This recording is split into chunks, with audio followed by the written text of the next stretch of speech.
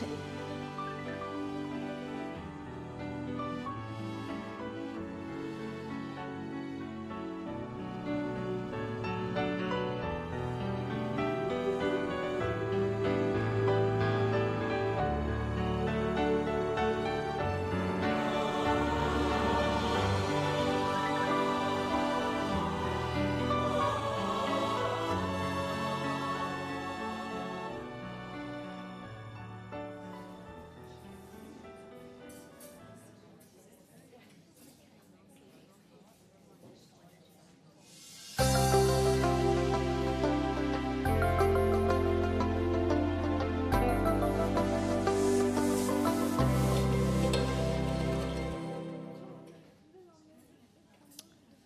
Well, welcome to our class this morning.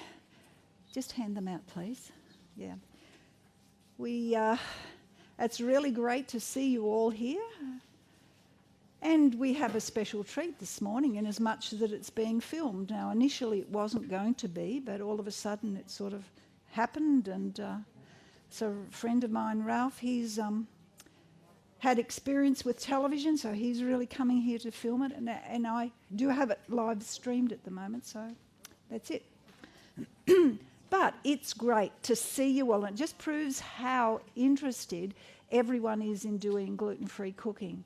Now, I've been I'll just back up a little bit. We do gluten-free cooking classes here in this hall monthly. We've been doing it for a while now, and so we just want to share with you because we thought we'll do a gluten-free one. And when we advertised it, we thought we'd just advertise it, and we just got all these people coming in. As I said, you look around and it's just amazing. So I'm really thrilled because there's a lot of work gone into it. I want to just thank you for coming and thank you for being here. Now we're going to have lunch afterwards, and you're going to try the breads and the samples that we try. So there's different ones, and some people say to me, oh, it's too much bother for me to make bread and all that sort of thing. But I understand it's a lot of bother for me to make bread. So what I'm trying to develop is a way that you can make it that you don't have to do it every single day, but if you do it, it's very easy, or every single week. So what I'm going to start off with you, and I forgot to hand out the recipe sheets right at the beginning, but they're being handed out now. I'm going to do some different breads this morning. First of all, I'm going to do a yeast loaf, which is made it's gluten-free. Then I'm going to do a sourdough one, and and some sourdough flatbreads, which I'm going to give you the culture for, so you'll have the culture to go home and you'll be able to work it out nicely. But first of all, we're going to do the sourdough, the gluten-free one with yeast. Okay, so what am I using? What sort of flours am I going to use? I'm going to use all whole flours. I'm not going to use any of the refined flours, even if it was refined whatever. So I'm going to put into my bread, so that I'll read out the recipe, and this is the recipe just in case people who are for the cameras too. It's going to be on page 2. I'm sorry, I'm going to jump around on the recipe sheet for you. Okay, yes, look, just check. Peter, there's a whole pages here. They've only got one sheet. There was one lot come here.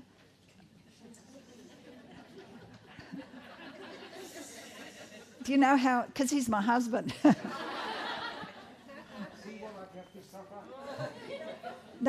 The other one can go back. We can take the other one back. Yeah, take the single one back. One never got stapled. Yeah, one never got stapled. Hopefully there's enough copies.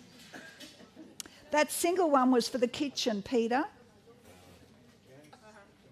Peter, those single copies were for the kitchen, so they can lay them out.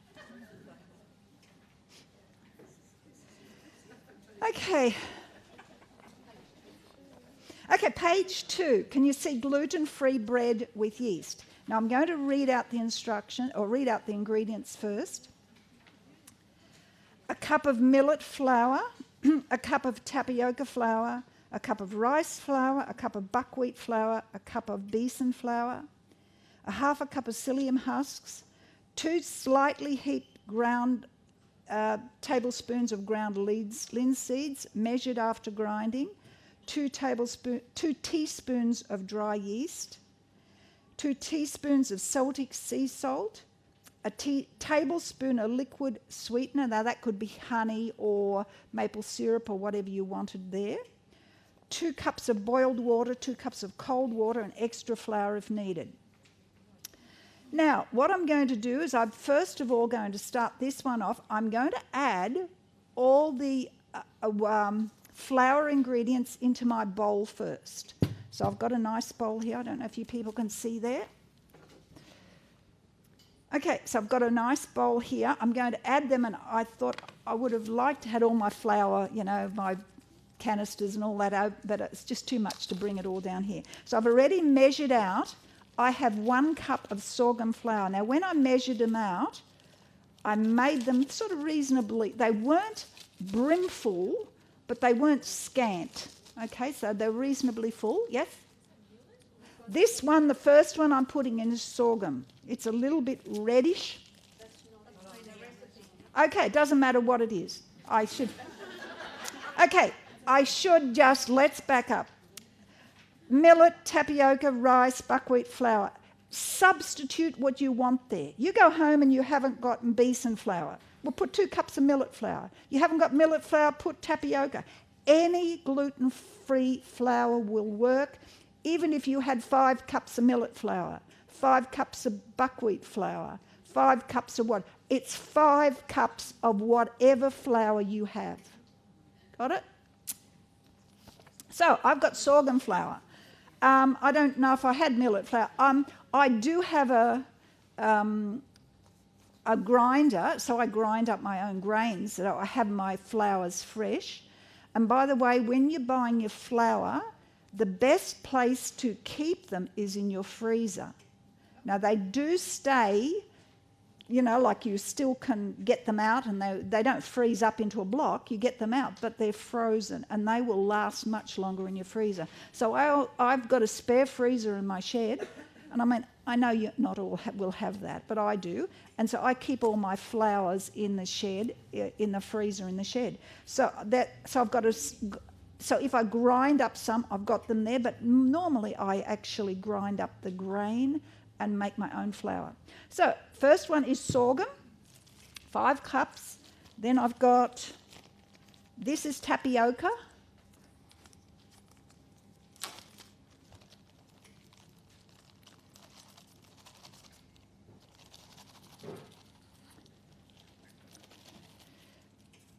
Then I've got, this is brown rice. I wrote on it because I can't remember all of these.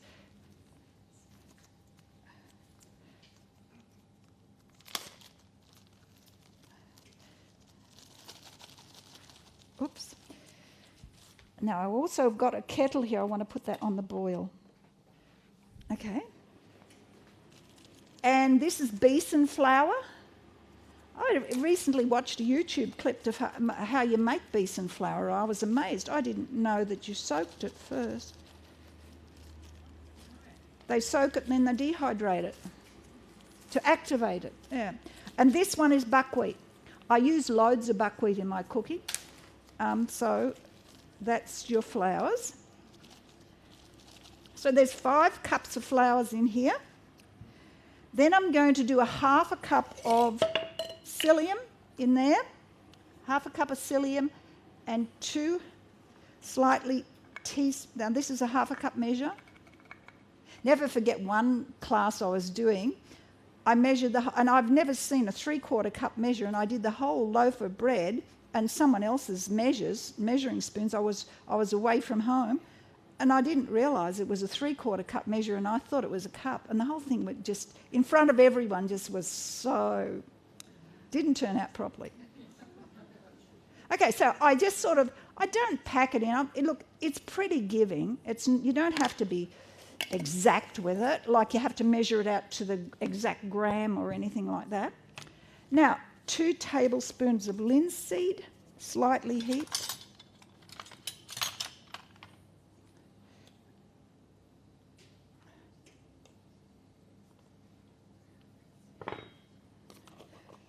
And that's all that goes in the top. And some yeast. 2 teaspoons of yeast. And I just use this lead. This is just the Lowen's instant yeast from the supermarket.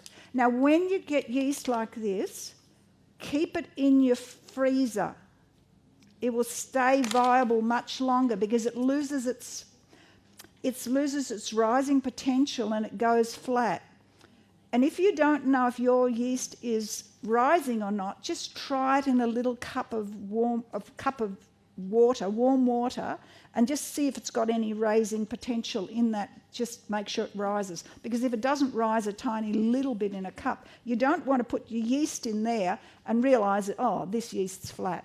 But it should last. Look, it lasts a couple of years, but keep it in the freezer all the time. Okay, so what I've done there, and I'm going to whisk all those flours through, because some of those flours are a little bit lumpy.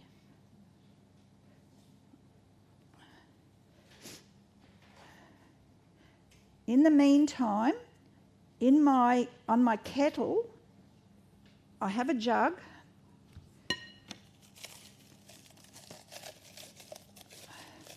And in my jug, to save time here, I actually put a spoon of honey, a tablespoon of honey. It's just in the bottom there. Now, I'm going to put 2 teaspoons of salt. Now, when you're using salt, we always use a salt that's like a Himalayan salt or a Celtic sea salt, one or the other. You need to not get away from that table salt that you get from the supermarket. That is so unhealthy. Okay, so you use a Himalayan or a Celtic. I actually did some research on it. I think Celtic is marginally better, but not much. Himalayan is nearly there too, so it doesn't worry me if you use either. Now I'm going to get a cup measure, and I've just boiled that, so I'm going to put 2 cups in here, and while it is boiling, I'm going to stir it to dissolve that honey that's in there and the sea salt. So I'm just going to stir that through.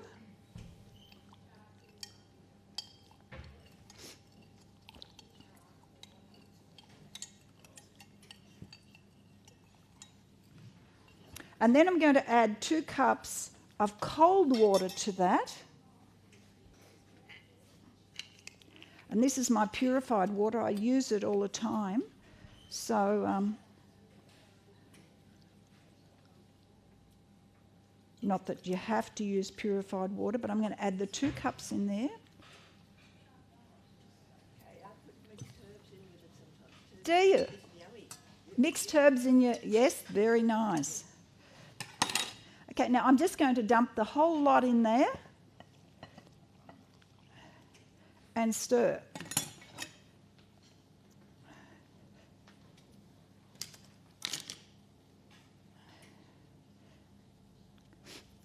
The bowl is just not quite big enough. And I don't want to mess it all over the table because it's a black tablecloth.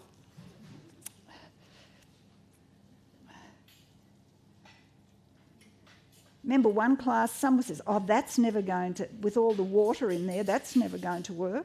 I said, you just wait. You just wait and see. See, at this stage, this is the texture of it, see? And I'm going to stir it, and it doesn't really need to go into,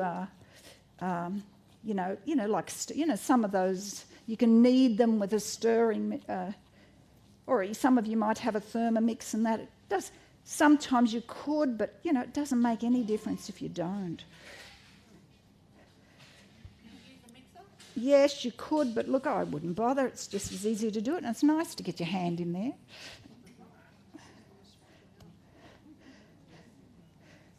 You really need to make sure you whisk the flours through, because some lumps do stay in your flours, especially besan flour. It's a lumpy flour. Chickpeas. So what they do is they soak you can do it both ways. You can actually put your chickpea in a grinder and it'll just come out as flour. But what they normally do is they actually soak them, and they take them and they dehydrate the soaked one, and then they grind it. And that gets rid of a lot of the lectins that you've got in your flours. So it works really healthy. It's really healthy for you. But can you see how that's getting nice and thick?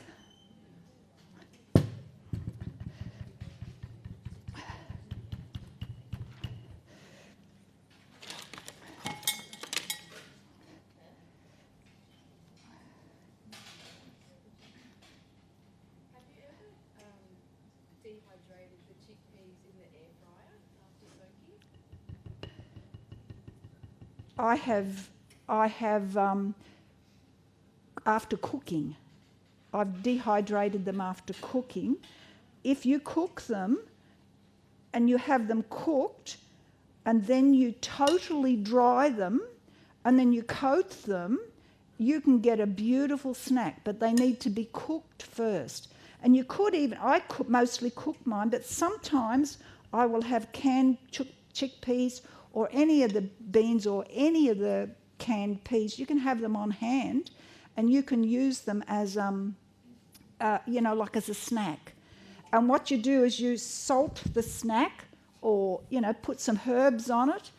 Some people like spices, so they put them on it. And what a great snack. And it's healthy. You know what you're putting in. But you need to have them cooked first.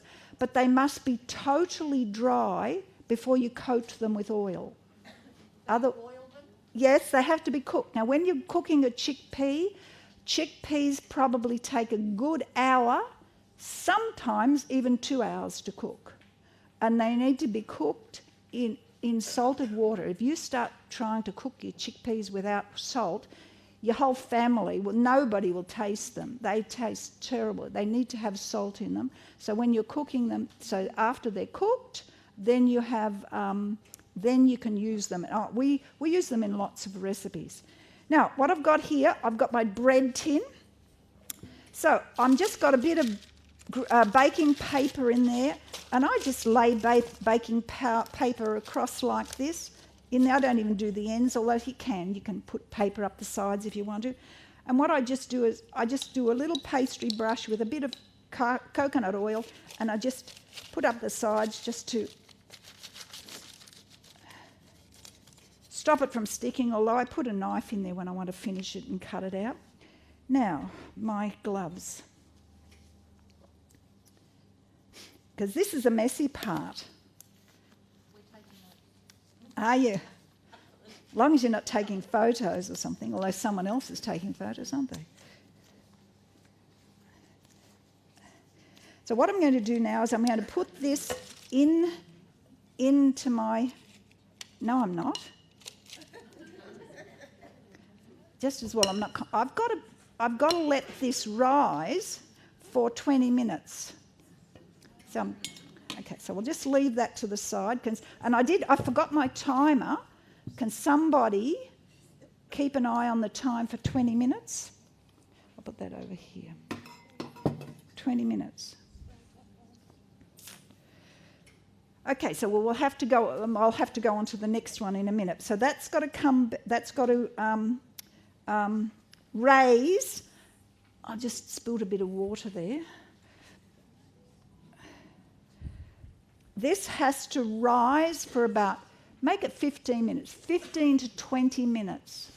After 15 to 20 minutes in there, I will put it in my bread tin, and then I will pack it in, and then that will be allowed to rise probably another 5 minutes before it goes in the oven.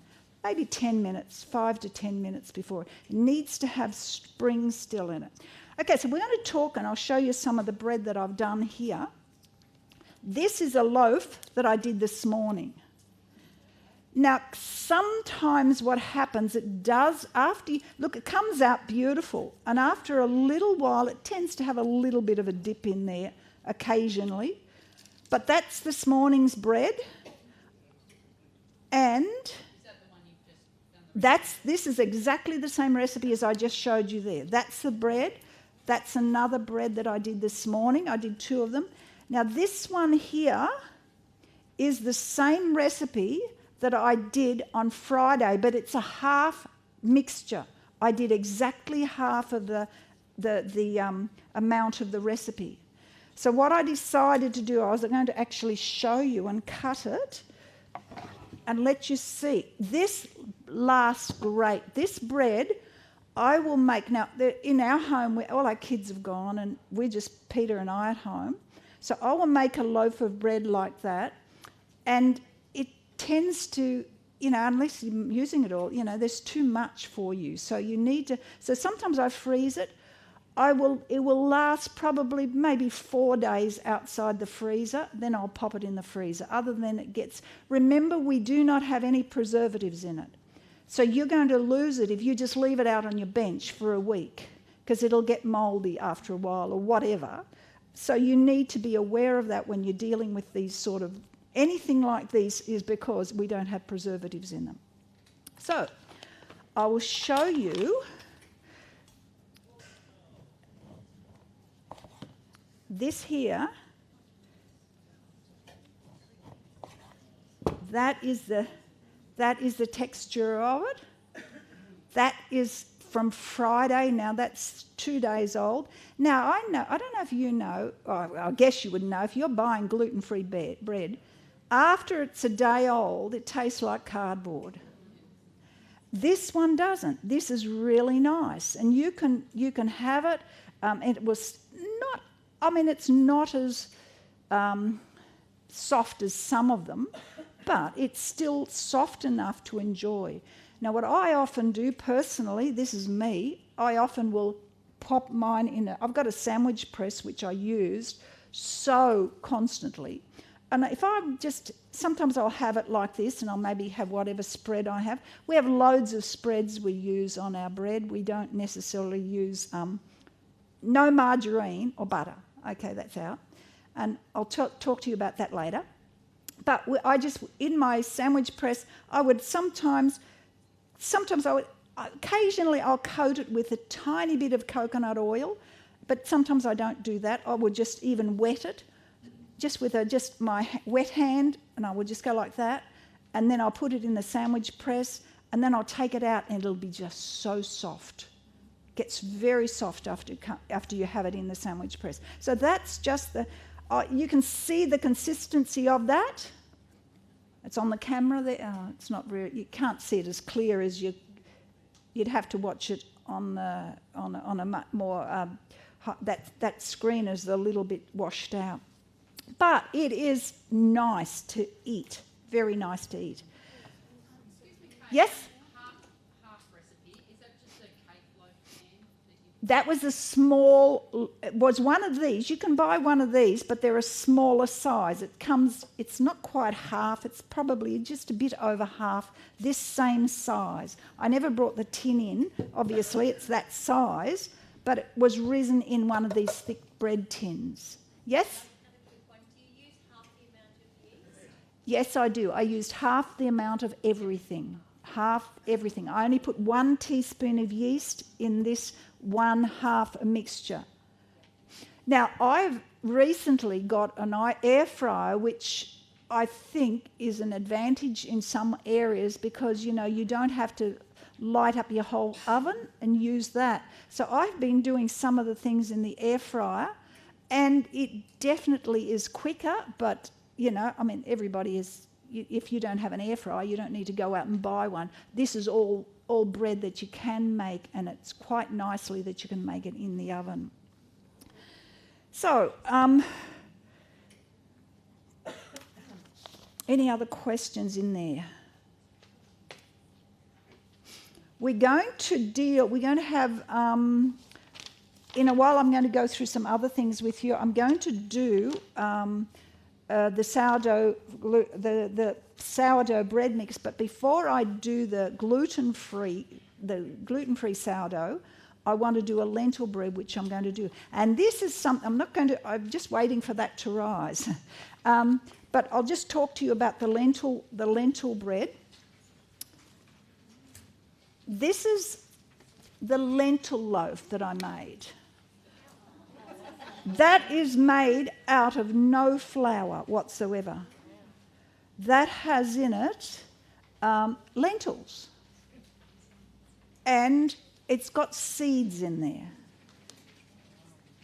And you'll have a taste of all these, and you'll find that the lentil one that you can have. So what I've done with the lentil one, and I'll go to that in a minute, got myself in a bit of a muddle because I've got to wait for one to rise and one not to. I just put these here.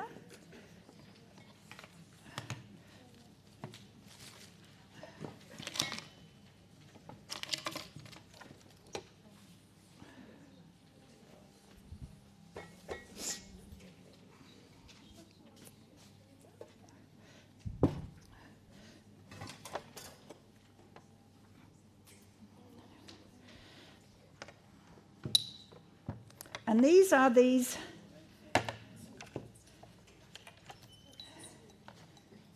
red lentils. That's my next recipe, which I'm going to do. So I'll come back to this one, and we'll put it in the loaf tin in a minute. But my lentils here, what I've done is I'll read the recipe to you first. Now let's go to find the recipe. On page 4. This is seeded lentil bread. 1 cup of red lentils soaked overnight in 2 cups of water. 1.5 cups of water, a teaspoon of Celtic sea salt, some psyllium, 40 grams or 1/2 cup. I've worked it out. It's 1/2 cup of psyllium, 1/2 cup of flaxseed, then 2 to 3 tablespoons of each. Sesame, paprika, chia, and sunflower. Now, you could use a mix, or if you didn't have, let's say you haven't got pumpkin, just use anything. It is so forgiving. And what this makes up is 2 of these little mini bread pans. That's what I've made this in. This is made in a mini bread pan. Now, don't think these are small. They're called mini, okay? Small ones. Someone else told me.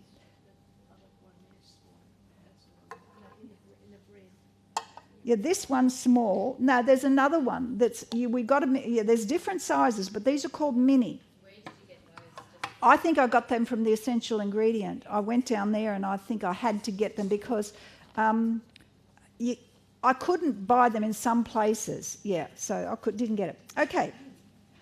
So what I've done there, I have soaked these, a cup of lentils in any amount of water. It doesn't matter how much water, but well cover them.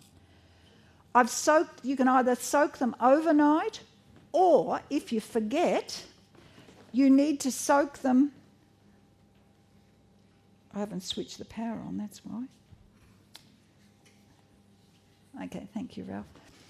Okay, you can soak them overnight. Now, if you forget to soak them overnight, if you do a 20-minute soak with boiling water, you can soak them you can come up, they'll still work the same. But if you're using cold water, you need to soak them overnight. But if you're using hot boiling water, you can do a 20-minute soak. Okay, so what I've done is I've soaked them overnight. Now, this is incredible because there's only 4 ingredients in this. Red lentils, salt, psyllium and linseed. And if you'll get your water, is water an ingredient? I'm not sure. Okay, so you've got your red lentils. Now, what I've done at home, I've already soaked mine. And what I do after you soak your red lentils, you have to wash them. So put them in a large bowl and get them just clean, okay? So put your soaked lentils in a big bowl, put your hands through it in the sink, and then strain it. Now, my strainer is my favourite strainer for all these is one of these old Tupperware strainers, which I have had for how many years? Those of you who have had it, I would dare say for 50 years, you know, literally 50 years. Okay, and it's still working well. Okay, so when you strain it and then you tip it into your blender and then you add the 1.5 cups of water. You see, they're already soaked when you put them in the blender.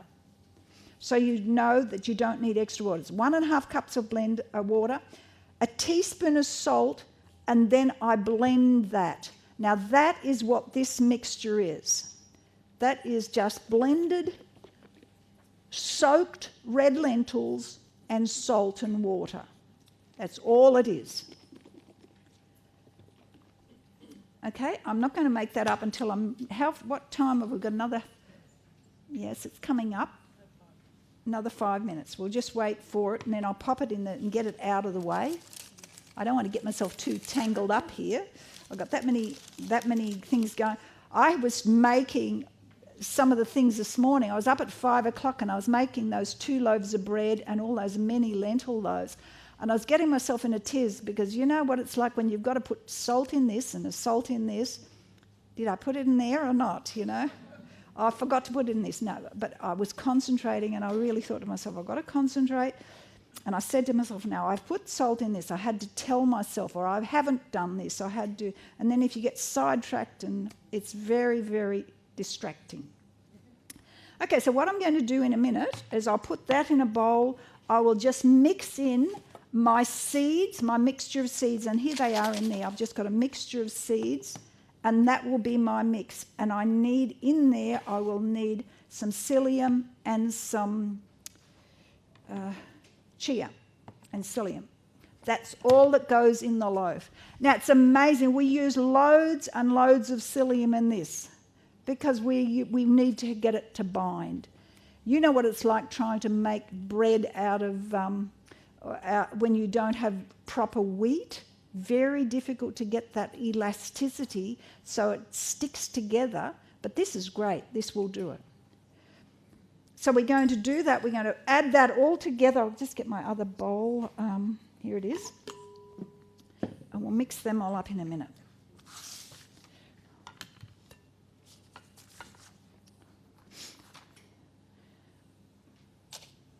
I think that's nearly enough. It was a quarter of an hour. 50. You don't over-rise this. You know, sometimes people want to think, oh, I've got to let it rise for 30 minutes. It comes up quite quick because if I touch that, that's quite warm. That temperature when I use 2 cups of boiling water to 2 cups of cold water, that came up, it's quite a warm mixture. So it really activates it well. So what I'm going to do now is I'm going to put this into my loaf tin, just like you would with bread.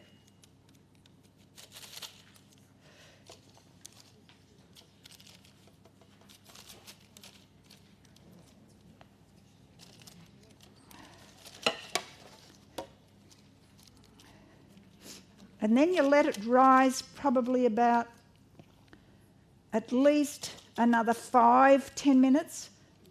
And then you pop it in the oven for, 180 or 2, whatever it is. Can't remember.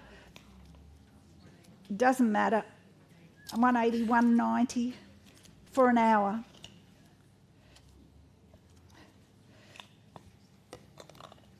Can you see how thick it is now?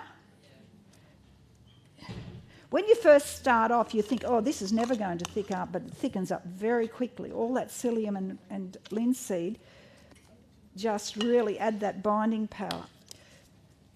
Hey, is that fan forced or just? What's that? Yeah, look, I have a fan-forced oven, but you've got to adjust it. Yeah.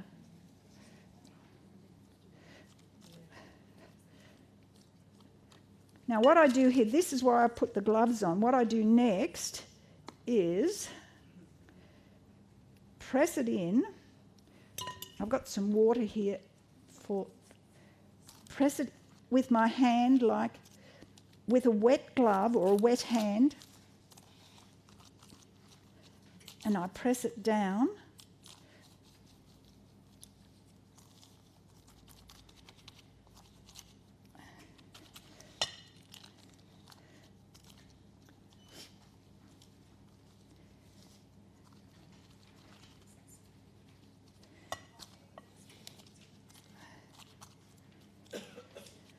And that's it. Now what I just do is I usually get a few sesame seeds or something like that and just sprinkle over the top. You don't have to, but I just like to. It's just my little thing. And just pat those sesame seeds in.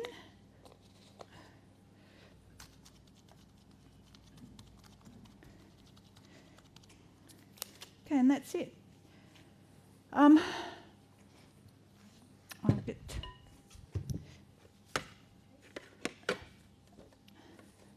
don't want that out there. I want to keep that. Yes, please, Susan. Now, and that, and also... Do you want to take the bread? The bread too, tell them leave it out for about 5 minutes and then pop it in the oven for an hour. Okay. Thank you. Hopefully it'll be finished before you go, if everything goes well. Now we're back to our red lentil bread. Okay, so what you need to do is just shake this up because it does settle. So these are the soaked red lentils plus the salt and water. That's all that's in them.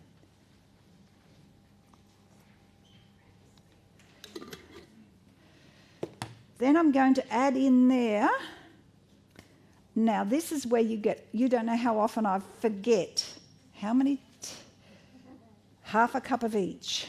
Because some of them you'll see I've got different amounts in. I get myself muddled up. So half a cup of brown linseeds.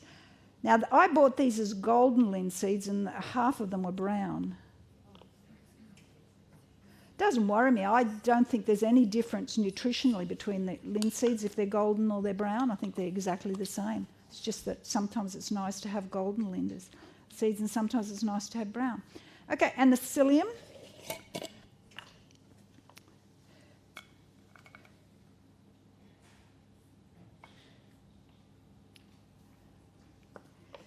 Now, this is where I get my whisk out again. Now, what you can do is you can wait for that to thicken and you can make little bread rolls like this. You can make them, you just maybe a little scoop, an ice cream scoop, but even a small ice cream scoop, and you can pop them in, you can put them in your air fryer. They work wonders, and you can have them fresh. You've got air fryer, you can have, maybe you can do only a few if you want to. You can do them in the oven. They do them both ways.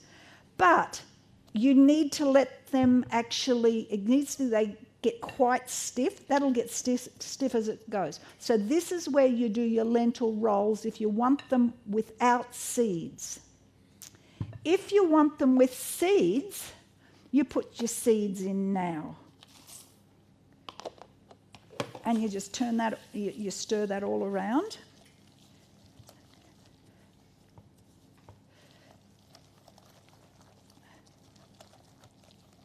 And I'll let that sit for probably now. Sometimes you need to let it sit for 5 or 10 minutes. Now, I don't know if I'll have time to do that now, but it'll start thickening up in a minute. And then you can pop them in the tins. But if you want to, you can leave the seeds out and you can add dried fruits in there. That is the nicest bread out. I will make a couple of little mini fruit loaves, and I had some dried fruit that I wanted to use up because it was getting old. I thought, I've got to use this up. And I put it all in 2 little fruit tins, 2 little mini tins. They were the nicest ones. You know how you'd like a nice, soft, I don't know if you're gluten-free, but you miss that old, the fruit loaf. This is just as nice. It is so nice if it's fruit in it. So and it stays soft for a nice long time. Now, I've made it with the seeds and the fruit, or you could make it with just fruit and no seeds. I think I like it better with the fruit and the no seeds, but it doesn't matter. You could have either way. doesn't really matter. I would use probably a good 1/2 to 1 cup in there. But I absolutely love it if you put dried figs cut up and walnuts. It is nice. Last time I did dried cranberries. Oh, that is nice too. As I said, I use mixed fruit because I had mixed fruit at home and I wanted to get rid of the mixed fruit, so I just used the mixed fruit. That worked beautifully too. So you can have all of those things. Doesn't matter. Yes? I actually I didn't put that recipe in, okay, because I ran out of room. There's a pizza one there that you can mix in. There's a completely different recipe. So that's for another time. But you could. Yes, you could put olives. You could put any of those in. And some of the mixture you could actually put you could put salsa in through it. You could pick. We actually do a cheese because we're completely plant-based. Okay, no dairy whatsoever. So what do you do and especially if you're used to cheeses, hardest thing to know what to substitute. Well, we do classes how to do cheese. So if you're interested in those, because I've got a whole lot of recipes and I've done lots of cheeses. So they're real. But let's face it, they are plant-based cheese. And I don't know if you've bought plant-based cheese, you might like it. But I tell you what, it's not like dairy cheese. You've just got to get that mindset. But it can taste nice and it can be very nice. So, and you know, I don't miss it. I don't miss cheese. And not that I ate heaps of it, but I know some people miss their cheese. They love cheese. Well, I know cheese is so harmful for your health. I know it. Okay, so we go all plant-based. So what do? Well, we've got a thin cheese, we've got a runny one, we can drizzle over things, we've got a mixture we make with, just generally with seeds or nuts and water or whatever. We also do them, and we thicken them. Sometimes you can thicken them with agar, and what that happens is that it becomes sets like a firm block of cheese. Works really nice. So you can have them. So you can do lots of things with your plant-based cheeses. It's not like you have to have just the ordinary old, what do you substitute here? We got a lot of ones that you could have with the pate or soft cheese type of things. You can get those too. Okay, so here it is. Can you see how thick that is now? I think I'll put that in the tins.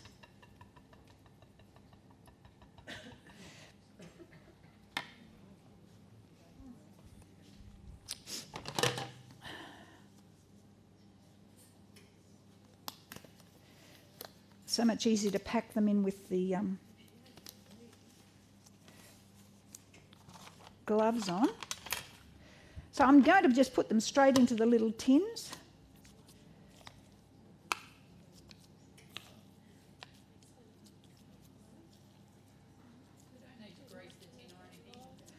I actually don't grease it, although this morning I thought to myself, I don't want to get caught. I actually just have a little brush, pastry brush with a little bit of coconut oil in, and I just go around the edges in it. They do come up a little bit when they're hot, but they sink down a touch when they get cold. But these stay so nice. Look, once you get into making these, I think that you'll think, oh, I love this. I make them often. You like them making them too? Yeah. Oh, we had a class once here before where I've shown some of the people how to make it. A few of you here, and they already have watching it. Okay, I know ovens are different, but I found when mine was dropping down a bit, going flat with it after it was cooked, if I left it in longer, it stayed. Okay, so you took it out too early, yeah. So what would happen if you added yeast? This doesn't. Look, somebody else said they actually, you know what? You don't have to add yeast.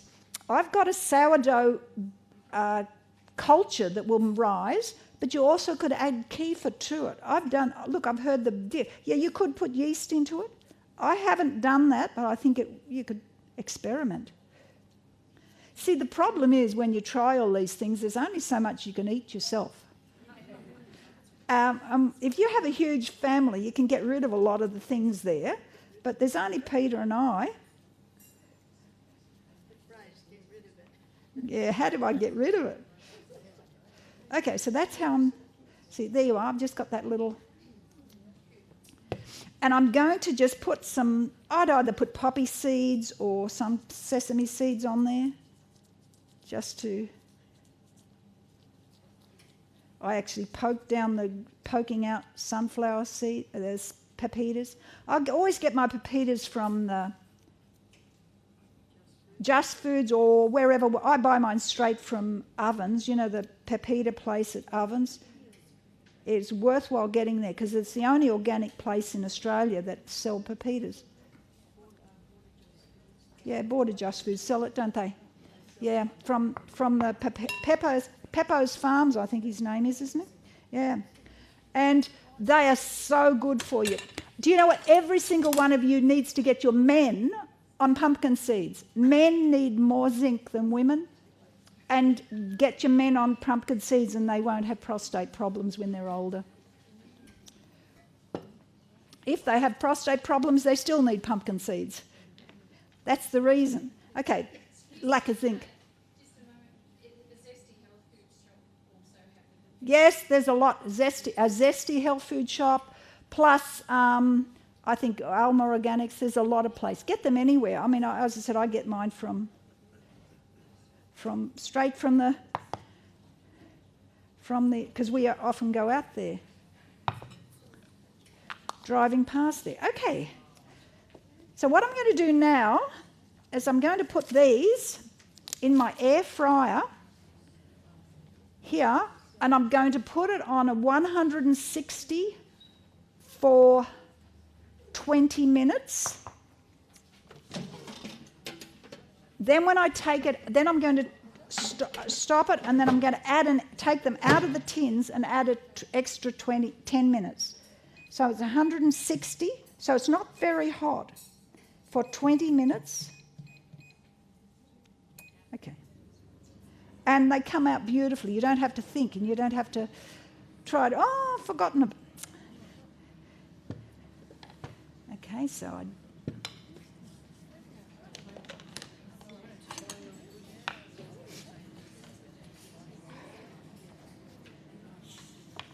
any questions on those? No, Susan's doing it. In a normal oven, in the recipe you say use a normal size bread tin. So do they make like real? I have never made them in a normal size bread tin, but you have, haven't you? It works fine, doesn't it? That recipe makes one of the slightly bigger tins. That makes one of this sort of tin, one of that size tin. Then it rises about. Yeah, look, it rises even that will rise probably a small amount of maybe a centimetre or so. Does puff up a bit. But especially the fruit loaf, watch it, keep it, eat it, don't leave it out too long outside your fridge because it can mould. Okay, be aware of that. It's not like be aware.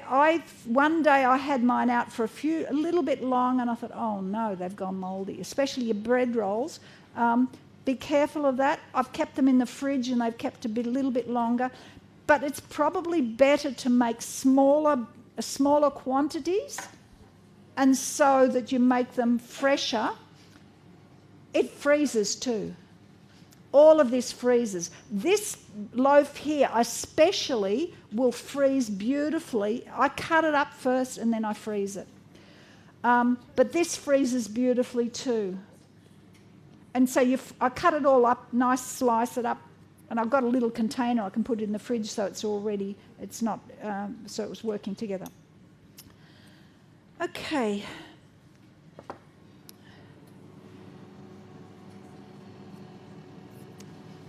Bread rolls, if you decide to do bread rolls, how long do they take in the air fryer?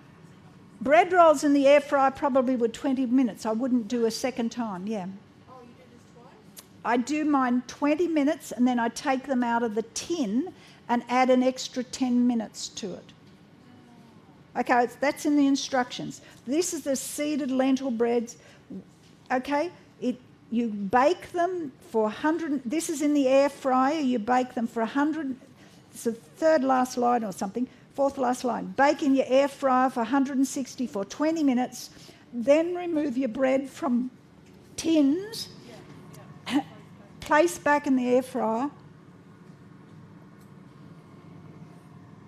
for another 10 minutes at 160. Remove from the air fryer and allow to fully cool on a cooling rack before slicing. If using an oven, place in a normal sized bread tin, bake for 40 to 45 minutes, 180 until cooked in the middle. You need to be aware. Air fryers seem to have a different temperature. You need to watch for it. Okay, so next I'm going to do is I think I will do the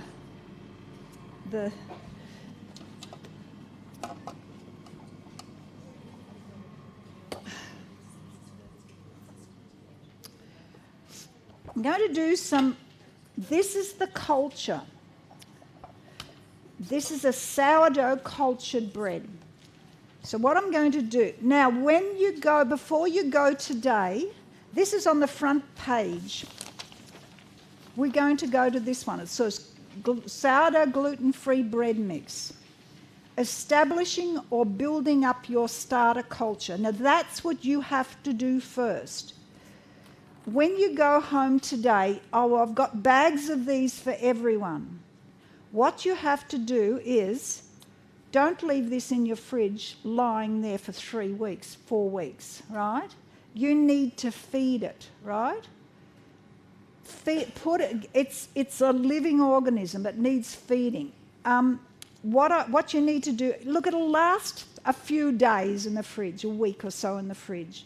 Somebody said they've had it longer than that, and I probably agree it would last longer, but please get onto it as fast as you can by feeding it and building it up.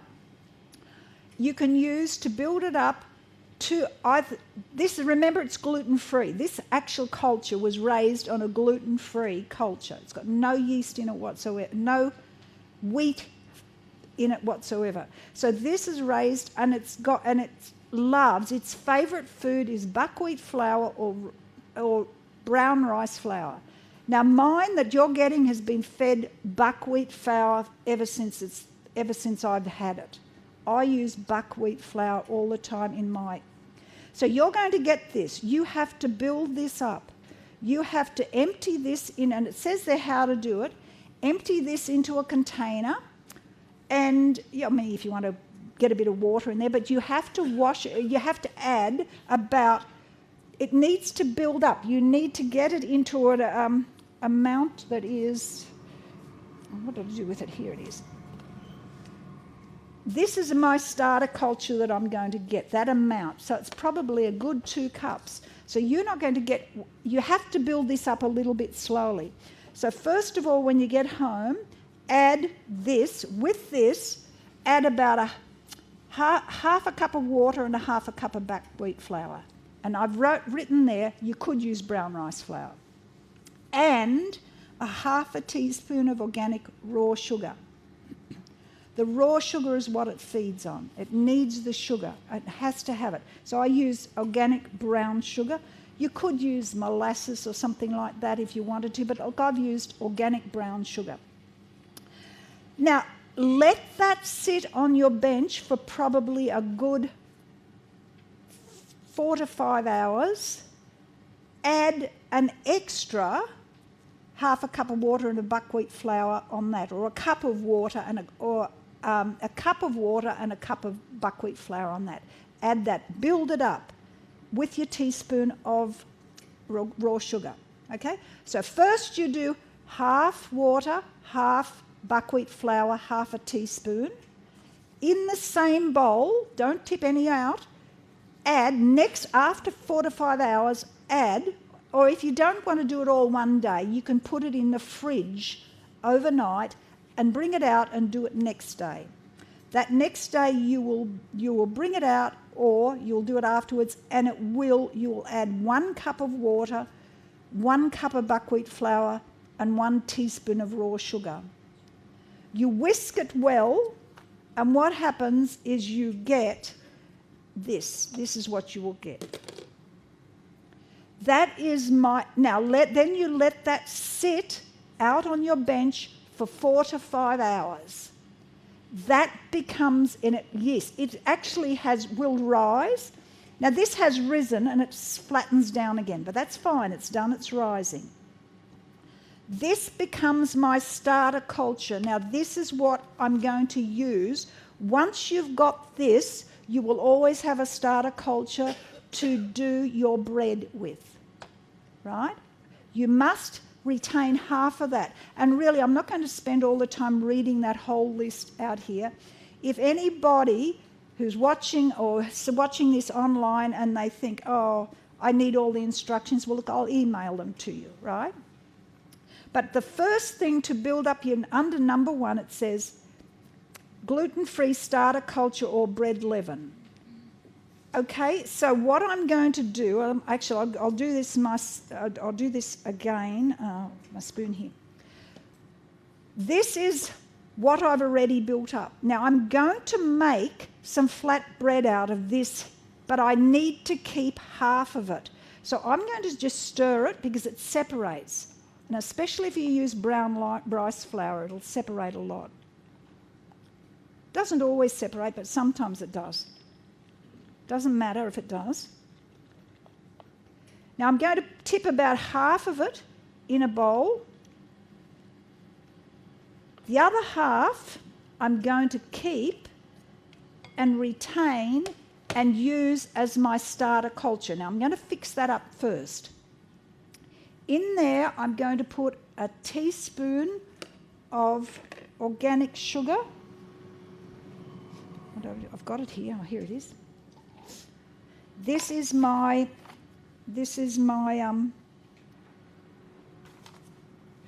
oh, I left my teaspoon, must have gone out to the kitchen. Oh, here it is. Honey as well. Like I've done sourdough before.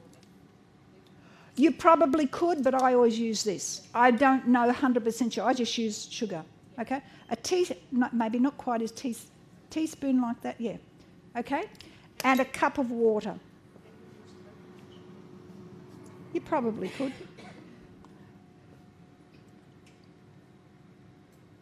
I've run out of water there. I'll need another bowl here. This is all filtered water. I'm quite particular to use filtered water in my cooking. Okay, so I'm using a cup of, that's what I didn't want to do, a cup in here.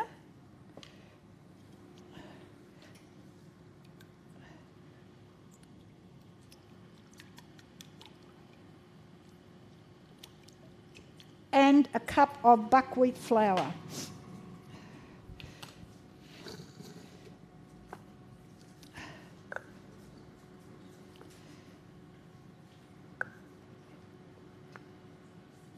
Okay. Now I normally do this in a bowl and I'll put it in a clean. These are the nice clean. These round ones are the ones I use for my starter cultures.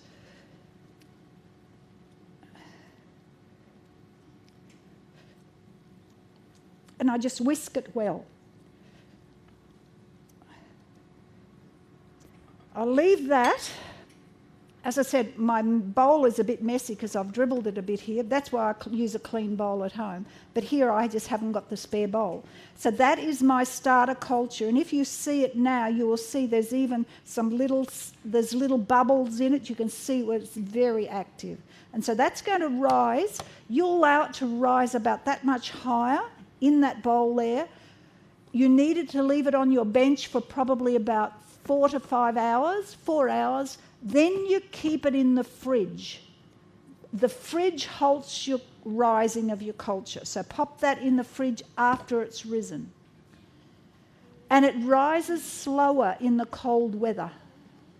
But if you have it a lot runnier, it seems to rise quicker.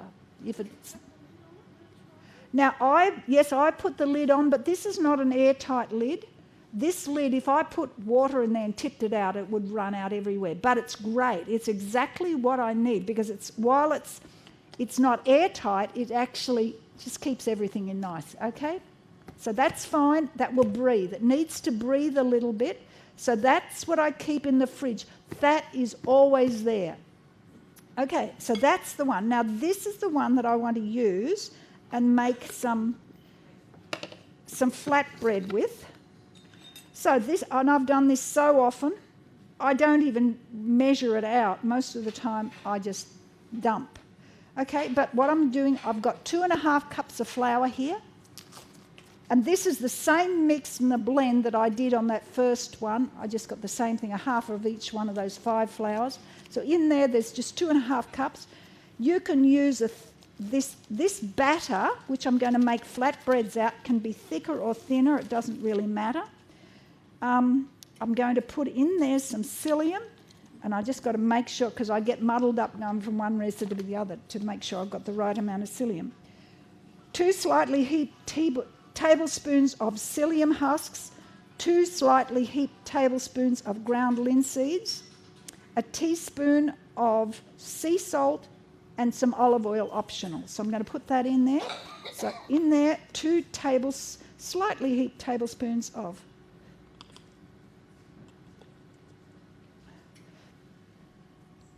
ground. And when I have my linseeds, if you're going to grind linseeds, always keep your ground linseeds in the freezer. Ground linseeds oxidise, and they are not at all. Linseeds are a very unstable molecule. The omega-3s in there. And some salt.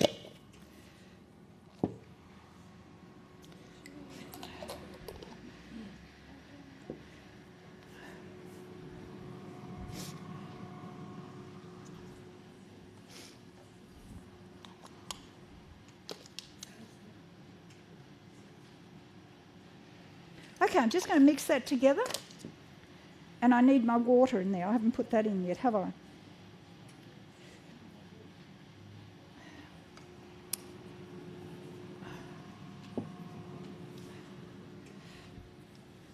Now in this, about 1.5 cups of water.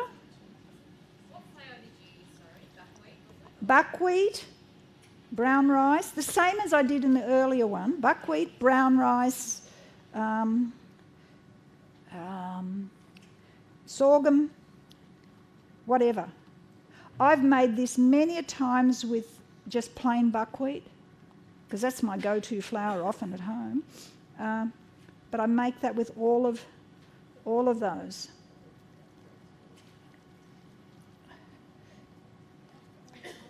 Now I've made this and I've had the batter very thin. I put less flour in it, and I've put the batter thin, the batter thick. I have made this so often, I don't even have to think about it. Now this is going to be rather a thick batter. Remember, the psyllium's got to thicken up. And then I just keep this. And I've actually got a special container here for it, which I put it in. Oh, look, I didn't mix at the bottom there.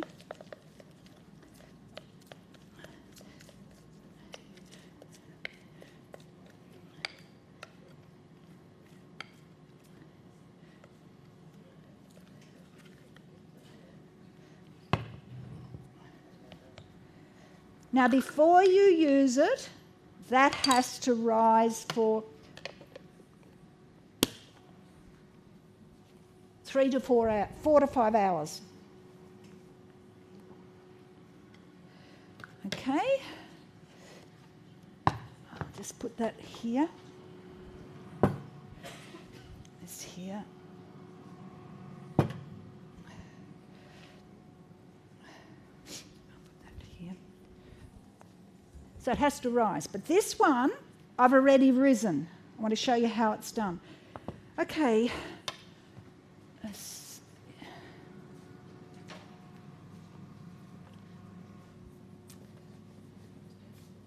just leave this here. I don't think I need it again, but just in case. Oh, actually I do, Susan. This, I need that back washed, please.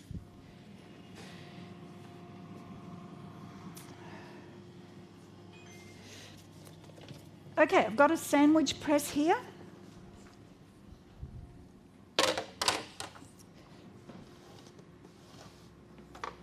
And I'm going to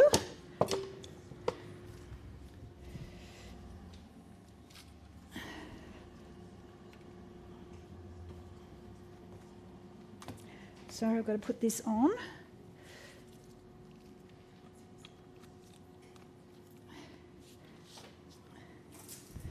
Okay, I'm going to sandwich press that on. Now,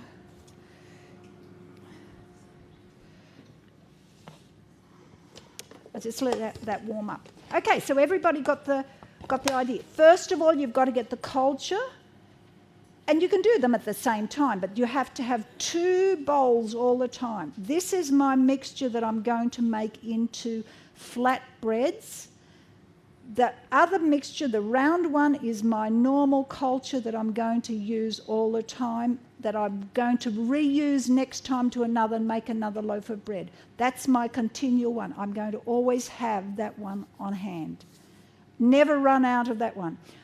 Can you freeze it? Yes, you can freeze it, but don't freeze it too long. I tried to I found one the other day, and I thought I'm going to see if I can get it back to life after probably it was in the freezer 2020. And I thought I'll get it back to life again. And guess what? I did. Okay, it was a slow process, but you must remember if you've put it in the freezer, you've got to build it up a few times. It's very, very sleepy and nearly dead. It takes a lot of rising, a lot of sugar to get it back to going. Remember, it needs to be fed with flour and it needs to be fed with sugar. That's its feed. And if you don't feed it, it won't rise. So what I'm going to do here, I've got the sandwich press on now. And what I'm going to do is and I do this so often.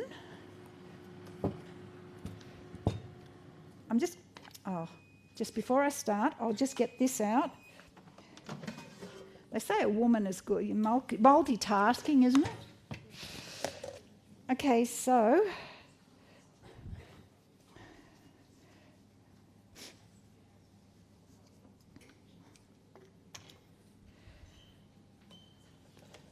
can you see how they've rised nicely?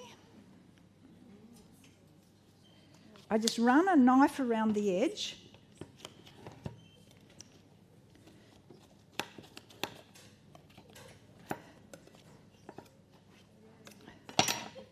And I'm going to turn it upside down in there.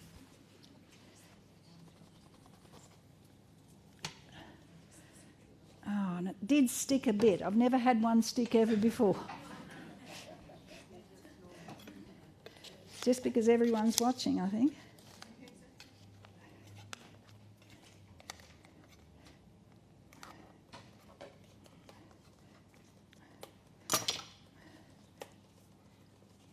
What about 5 minutes for the Thermomix to be finished, so it's while people will be ready? Okay.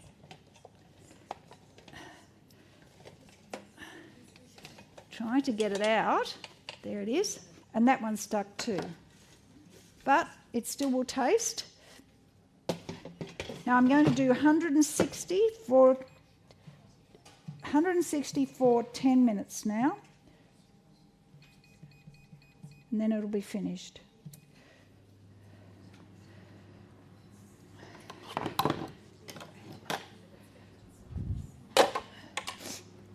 Okay, so back to I shouldn't have used a black table. I can't see it that much. I've got a black tablecloth and it's very messy here. But never mind. Okay, what I'm going to do is I'm just going to get a scoop like this. You can have bigger ones. You know, I usually don't use a scoop, but I just put my hand in there And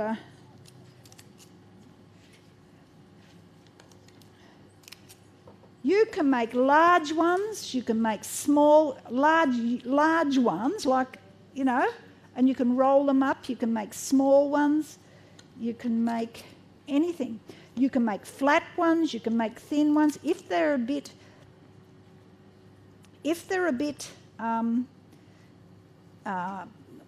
might I say? They're a bit thick like this, what I do is I just press them down lightly like that. And then I'll cook them for probably about 2 minutes, 2 to 3 minutes, usually 2 minutes.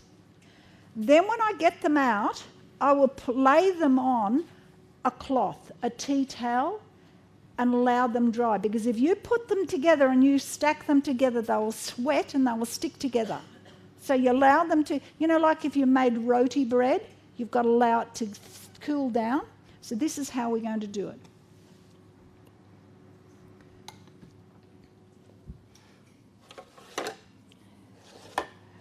I'll just let that cook there.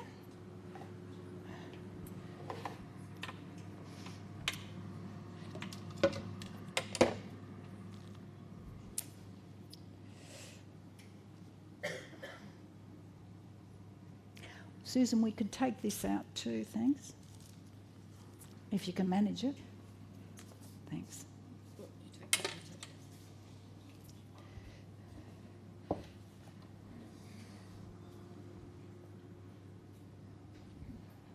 Now these will puff up a little bit. They'll be quite nice.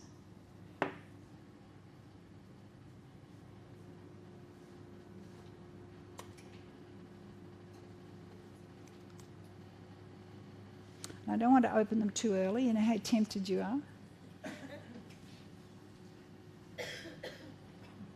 And then Susan will take it out in the kitchen and the ladies will finish making them out there.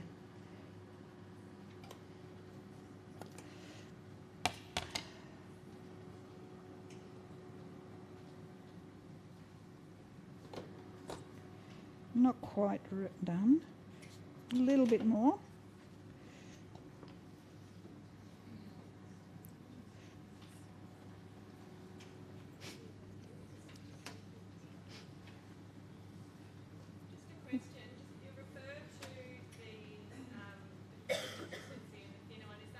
Sorry, I didn't catch that. You referred to The thicker recipe and the thinner recipe, is that just... the thicker. Look, I've done both. The thinner recipe comes out flatter, but it tends to be harder. This one stays a little bit more pliable. Many times I've put olive oil in it, but you know I can't taste the difference whether it's in or not. So I just leave it out. So it's optional. Yeah, look, it doesn't make much difference. I think what I've done here, a little bit more, not quite brown enough, yeah. But they're like little flatbreads, and they're quite tasty. You can make them round. Many times I'll make them about that round. But can I tell you that I don't make a lot. I will make what I want for that meal. They tend to go like the typical sourdough, the gluten-free bread. It tends to go a little bit flat and hard after a while. If it does, and you've got a couple made up, you can refreshen them up and heat them through in your sandwich press again. I have never made these in the frying pan. I don't know if they'd work. I've never made these in the oven. This bread, actually the bread's just gone out. I've forgotten to show you a sourdough loaf. Susan, there's 2 smaller half loaves. There's mid loaves. Can you just bring me back, not the huge loaf or the mini loaves, the one loaf I've cut. There's another that I haven't cut. Can you bring that, please? That is sourdough. I rarely make this bread into sourdough because I find this is so much easier. It's fresher, it's quicker. I put this here, once it's risen, I put this, after it's risen, in the fridge. It stays in the fridge. It will stay in there for about up to 2 weeks. Honestly, it lasts. And every time I want a little bit of flatbread. Look, I try to do it every week. I'm honest, I try to do it every week, but it does. There's times when it's gone over a week. And every time I want a flatbread, I'll just go and get a bit out and put it on the sandwich press.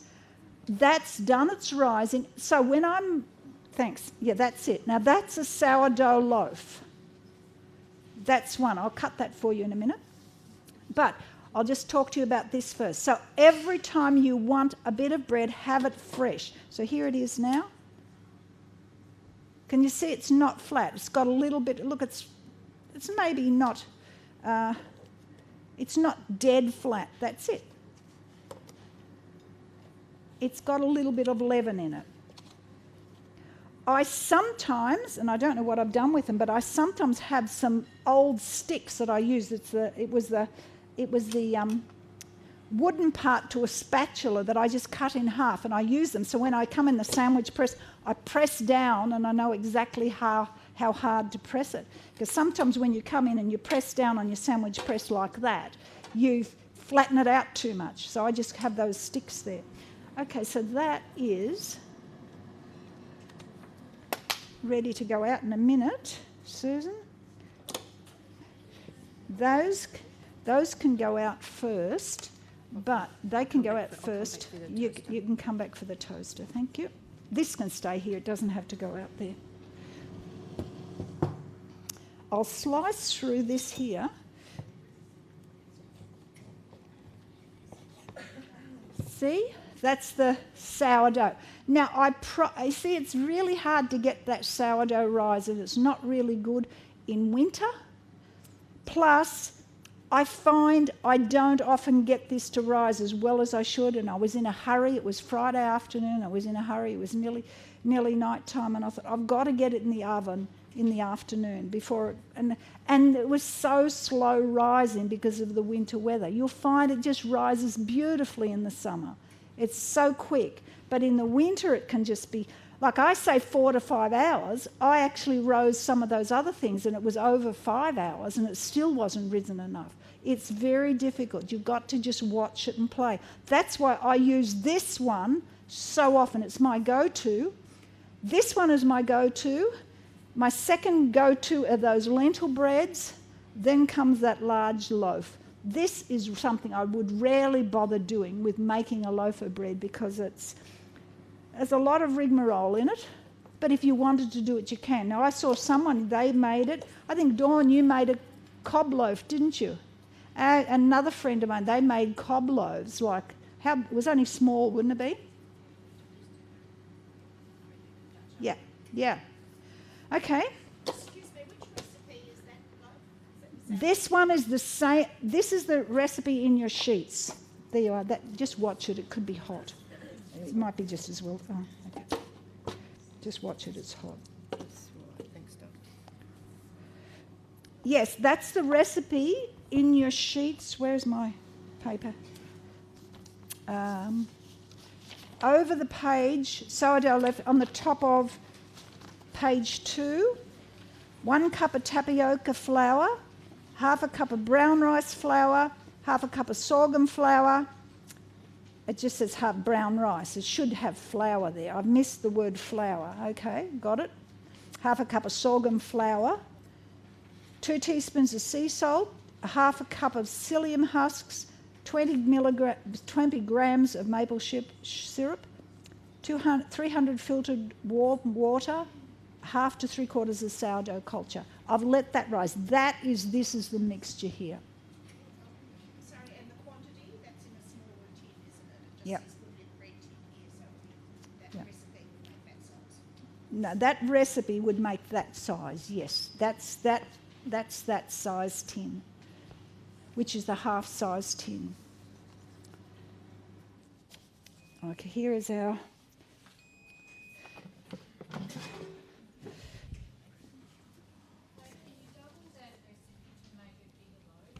Yep. This one? Yeah, absolutely.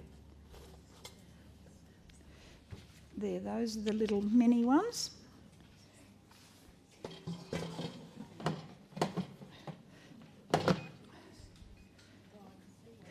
Now, these are the same ones that you can do to make your pizza dough with. There, wherever pizza dough is, page 4. With your pizza dough, you can see the instructions up there. You can use, it says buckwheat flour, you can use any flour. Some people find buckwheat flour a bit strong.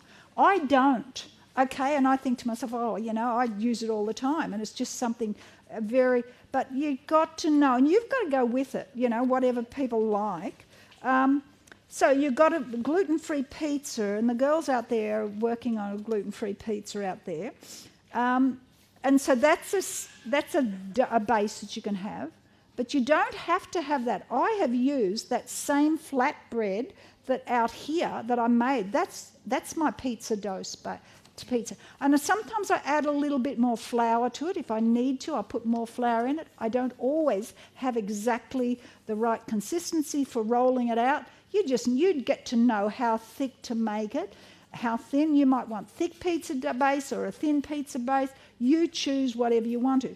You put your topping of your choice. Now, I've actually put down the cheese-like topping that we're going to use because we use raw cashews lots to blend up, and you blend it up into water, 3/4 a cup of raw cashews, a cup of water, a teaspoon of sea salt, 3/4 a teaspoon of garlic powder, 2 tablespoons of lemon juice, and a teaspoon of corn flour. Now, generally, while we've got the corn flour on there, it is actually, you could put it runny over a mix, but you know, it'll just run everywhere because it's like water. So if you thicken it on the stove, like thicken it into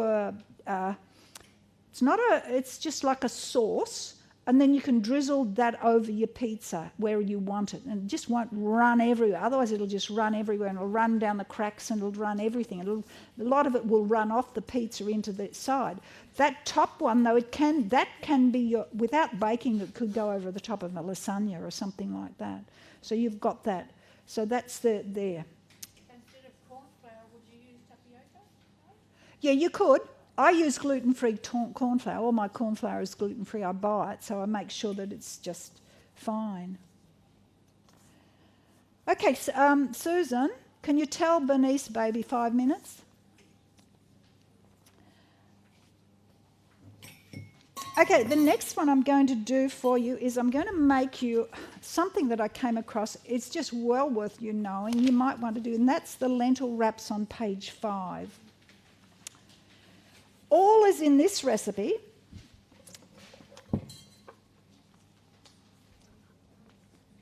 All that is in this recipe is lentils and water. Another one, lentils and water. Oh, look, here are my little spaces that I had. Yeah. So they're the little space. They've gone quite black from the heat of the pan, but they're wood. So I knew I didn't want anything metal or plastic or anything. Okay, so here's my flat bread mixture. Lentils and water. Now with this one, you could do it the same way as you did it the other way, but I washed them first and then I soaked them in the 2 cups of red lentils. I washed 1 cup of red lentils, soaked them in 2 cups of water. Now, you put salt in if you want to, depending on what you're using it, because these will actually wrap up as a pancake. And you can have them as a sweet or a savoury. Okay, so you need to work out. So I've put a little bit of salt in this, but once again, you wash the red lentils, add them to the 2 cups of water and leave stand 2 hours to soak. Then blend them up. I've blended that up in the water I've soaked them with because I washed them earlier. Remember, I like washing them. Okay, so I'm going to put them, and I found such great difficulty with swank. I thought, will I put it on in the program or not? Because at home I've got my favourite frying pan. And it works wonderful on my stove at home. And I'm trying to work that here in my electric frying pan, and it's not as good as I would have liked to it being. Now, because it's a non-stick.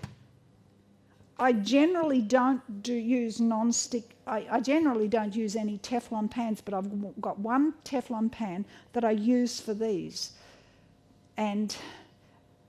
But I thought I'm going to try it in this. And last night I thought I'll try it in this. And this is what I tried last night. And look, you know how you want to get them nice and round, but then look what happened then. You know, who cares? But that's them, okay? So what I'll do, I really need to get this up to temperature first to make sure it's hot, because I found with this frying pan, and Bernice said, because she'll come out in a minute and do the next loaf of bread, and she says, but we've got a fry pan here, we've got a Teflon electric frying pan in here. And I said, you know what, when we did our class, our instructing certificate to get them, the instructor says, never use anything that you haven't tried before at home, because you don't want to get there. And how hot is a frying pan? Well, how hot this one is quite slow.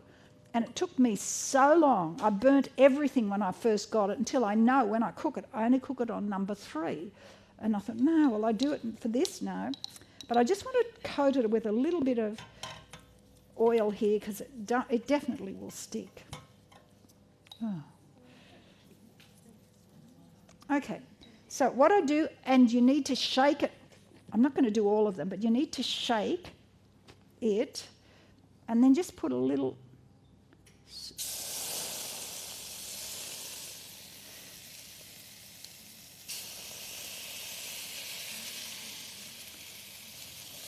Now, what I do with it, I put them in a bowl, and I've got a scoop, a soup ladle, and I work it out that way.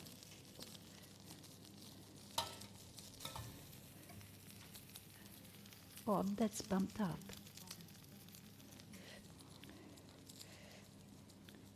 So it's cooking, and then you're tempted to want to turn it too early. And look at that, that shouldn't be smoking, but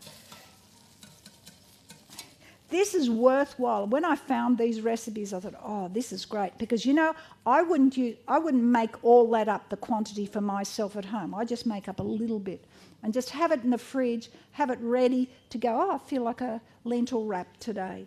These were so nice. Here they come.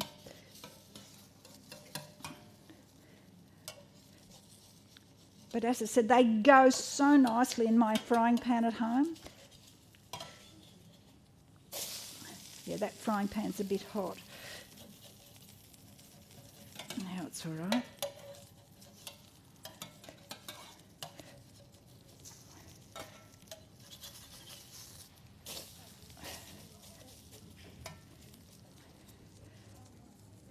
I should have brought some of those nice ones in that this is how they should go. But that's what you get, see?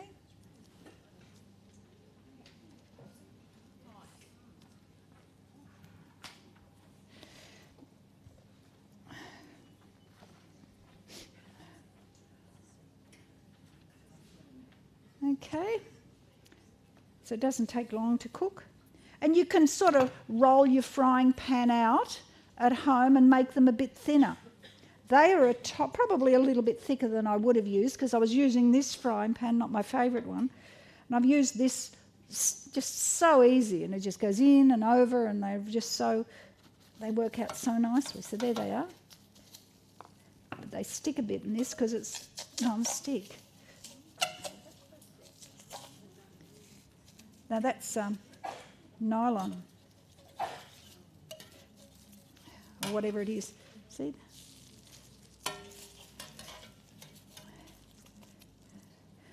So they're not as good today as demonstrating, but they are worthwhile making if you've got your favourite frying pan. That's what I'm saying. Okay, so I'll just clear this up, and I'll get Bernice out here in a moment, and she's going to do our next thing. So I'll just work this here. Any questions while I'm cleaning up?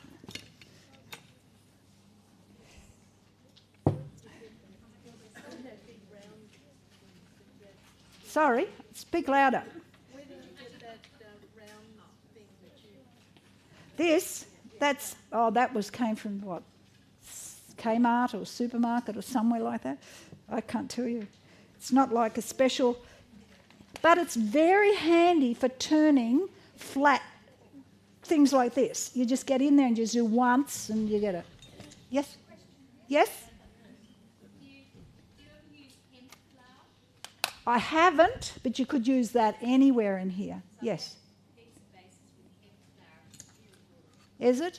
Yeah. Just at a restaurant. There you go. See?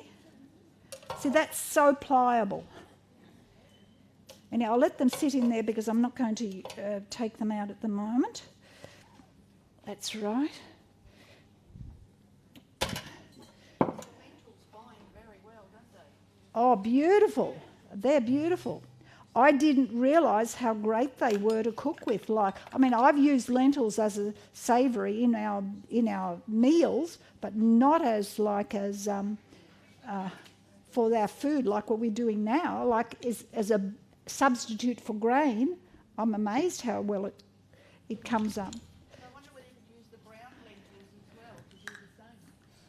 Somebody told me that they had, but I've never done it. You're welcome to come here. I just want to shift my stuff. I'm just trying to. No, here, I'll shift my stuff off here. That's okay. I need maybe measuring cups and measuring spoons. Yeah, okay.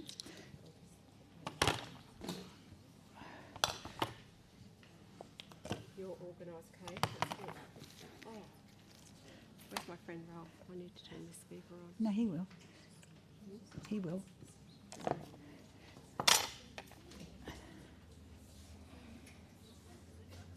Where is it? Is it just on here? Yeah, What do I do? it's on. I'm on? Yes. Oh, I better not say anything I shouldn't say then. Good morning. I think it's still morning, everyone. Lovely to see you all. What a day.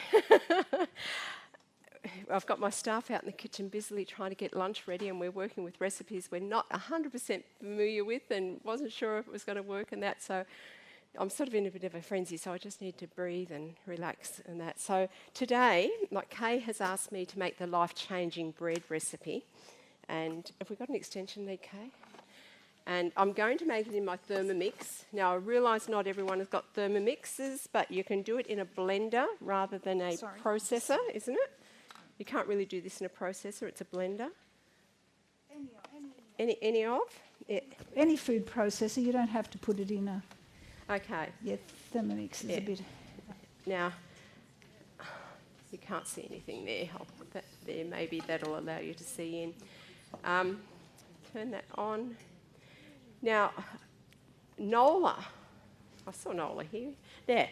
Nola gave me this recipe probably 10, or it came from you originally, probably 10 or 15 years ago, wouldn't it be, Kay? And the first time I made it, I just used the whole nuts and seeds and just made it according to the recipe. And it worked, it was nice. And then the next time I made it, I thought, I'm going to grind all the nuts and seeds up and get more like a flour to make it with, which I did, and that worked nice. And then when Kay was telling me what she was doing, I said, I'll do the life-changing bread if you like. That's an easy one. She said, oh, the recipe's changed. And so what we do with the recipe now, let me just find the recipe here. We take our,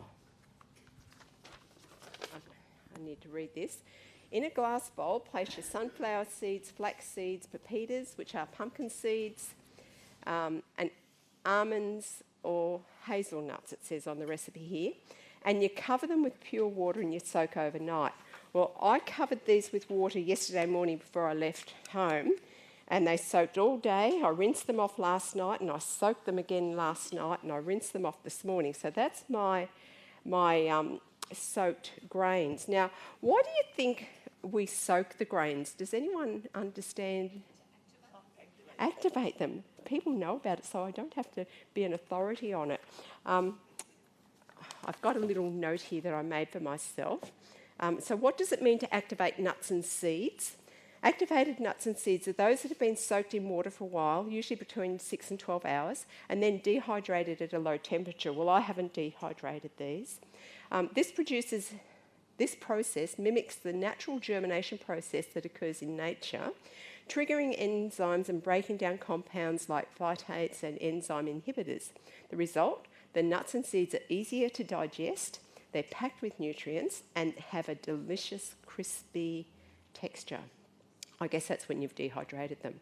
And the health benefits of activating nuts and seeds: it improves the nutrient profile of the nuts and seeds in several ways. It increases the nutrient availability, breaking down the phytates and enzyme inhibitors. Activated nuts and seeds become more easily absorbed by the digestive system with their bioavailability of the nutrients contained within. This means that you get more bang for your buck when it comes to nutritional value. And it boosts digestion. Soaking the nuts and seeds helps soften them, making them easier on our digestive systems. This can be especially beneficial for those with digestive issues or sensitive stomachs. And it reduces anti-nutrients. The phytates and enzyme inhibitors can bind to minerals, making them less available for our bodies to use. Activating nuts and seeds reduces the levels of these compounds, ensuring you get the most out of your food. And it enhances flavour and texture. The process of activating nuts and seeds not only improves their nutritional value, but it also gives them a deliciously crispy texture that is perfect for snacking or adding to meals. So that's just a little bit of information about activating your seeds and nuts. So what we're going to do now, I'm just looking to see. Some of you may know we're in the process of getting our kitchen renovated and everything has been packed away. And I just don't know where some stuff is. So we're really flying by the seat of our pants, so to speak. And I'm not totally prepared. So forgive me, I'm going to use my can't even remember the name of it, just to get all of this just emptied into your processor, like so.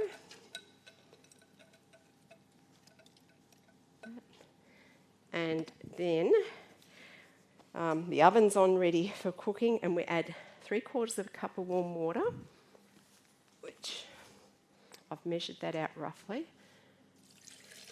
There. And a tablespoon of maple syrup or honey. And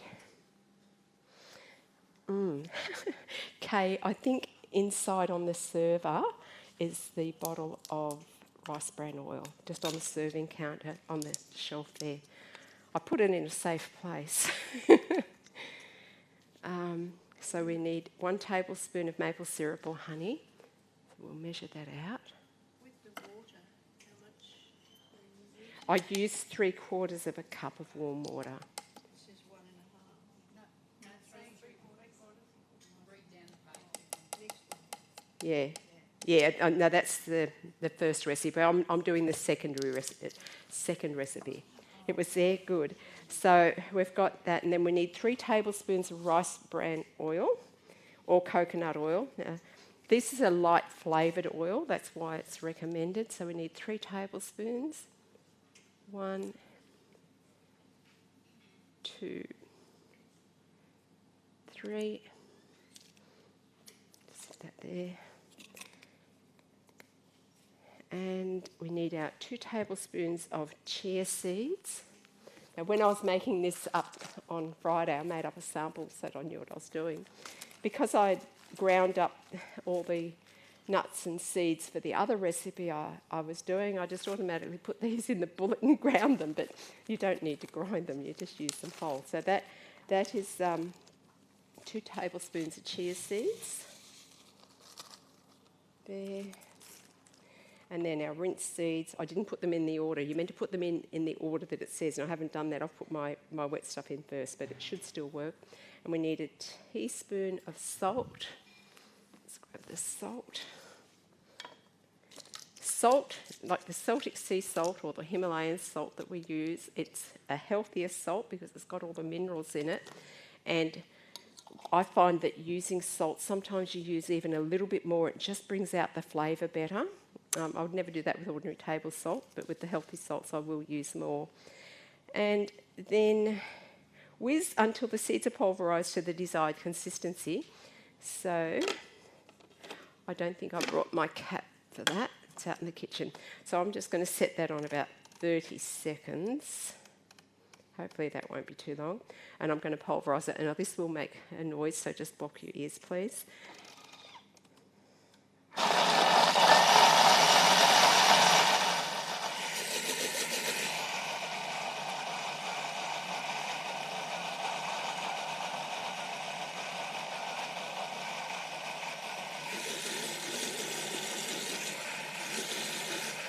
Yeah, I think that's enough. I've only done that for about 15 seconds. I'll just... Okay, can you see that there? Oh, there is a scraper here.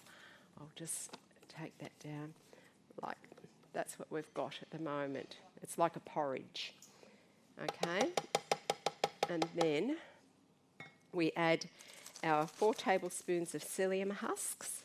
Psyllium husks, I mean, the nuts and seeds are full of fibre. The psyllium husks just add more fibre and helps give the bread the bulk.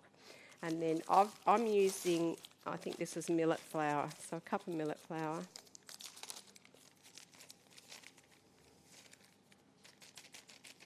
There. Put that back there. And then we'll pop the lid back on. And we just need to do that for a little bit longer. Scraping down the sides if necessary, so let's just turn that back on.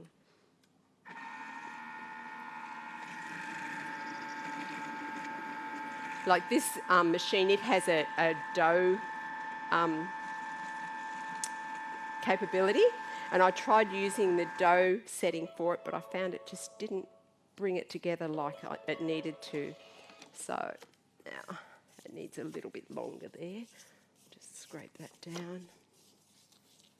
So are you using about speed 5? Yeah, it's about that speed. I'll do this for maybe another 10 seconds. The flour just hadn't quite mixed in properly, so that. Yeah, that's speed 5 there. And it needs to be less. It needs to be less. I'll just scrape that down again. It's taking its time.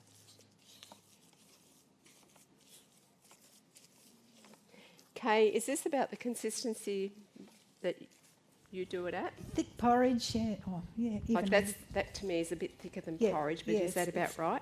Yeah, it should be a bit thinner, but it doesn't matter. Maybe a bit thinner than that, but you can add more water to it if you think it's too thin. Like I find with any grains, they all absorb moisture at different ratios, and you might use brown rice flour today, and the next batch you need to add more water to it because it's just not quite moist enough. And so then from there, we just put it into a baking tin. Now this size tin is the perfect size for this quantity. Now, I don't know if any of you know, but the lady that actually sold me my Thermomix 10 odd years ago, she came to do an in-home demonstration, and anyhow, she's getting the greaseproof paper and rolling up, and I just tore that. What are you throwing it away? Oh, no, not throwing it away. By scrunching it up, you can mould it into the shape of your tin that it's not in the way. And I'd never heard of that before, so I use it all the time now. So we just pop that in there like that. Pull the corners back like so. And then I've got to get that out of here without it going everywhere.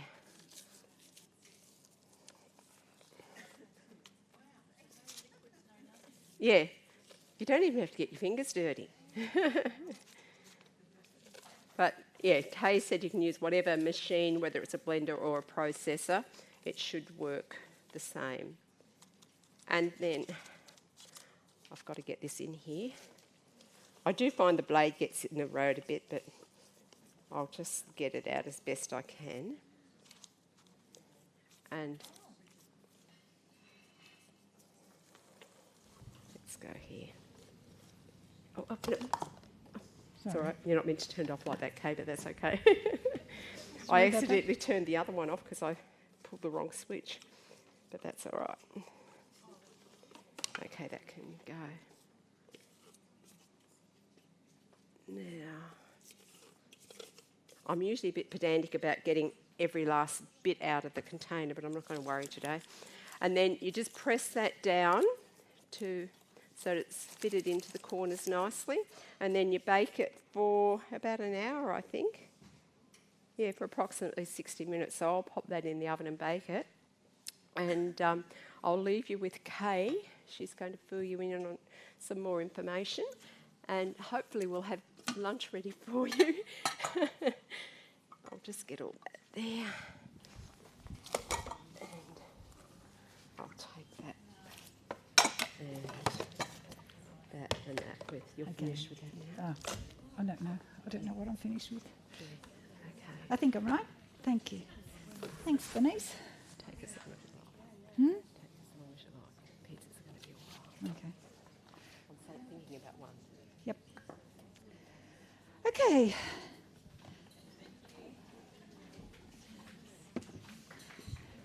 Thank you, Bernice. It's just so wonderful to have a fantastic team of helpers here. Now I'm going to talk to you about kefir. Before I do, I'm actually going to, I've got a PowerPoint presentation. It's a short presentation, which I'm just going to bring to you.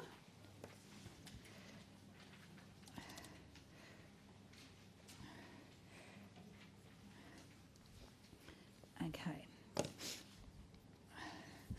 Some of you, I'll just fill in a few things before we go on to the kefir, because this helps a lot to explain what I'm going to talk about. On the table over at the back, there is some newsletters, there is some books, there is some DVDs, there is anything that you can have. That's a free table over there. Over on this other table here, I have some books here, which you'll find, and we'll talk to you about. I still want to talk here a little bit more, but I'll just do this now while I'm talking. I've got a recipe book. This is my own recipe book. It's for sale here. And, I live locally. If you haven't got money with you, that's fine. You can always come to my place and pick it up. That's at $25. This one here is a health training manual, which does and talks on a lot more things. It teaches you about poulticing, about natural remedies. This is $30. This here is a book on the same sort of lifestyle that we're teaching here. This is a friend of mine. Her name was Karen Walters, who's just passed away earlier this year, but she got herself better from multiple sclerosis by following this diet. And she's written her book about it. This book's $30. And her husband's given me the right to sell her book so that the information in it is used by people who want to know. So that's her book there. So that's for sale. That's $30. Plus, I've also, some of you might be familiar with Barbara O'Neill. Well, Barbara's a good friend of mine, and she's told me this book here. She's just got it out, Sustain Me, and they're quite expensive. They're $58. But you don't. If you buy it here, you don't have to pay postage. So that's one thing. And if you want them, as I said, if you haven't got the money with you today, you could pay direct debit. I've got my account numbers up there with Judy at the table. But if you haven't, just see me. You come to my place and pick it up from me. Okay. I'm just in Lavington. Okay, so this is why I've been doing newsletters for many, many years.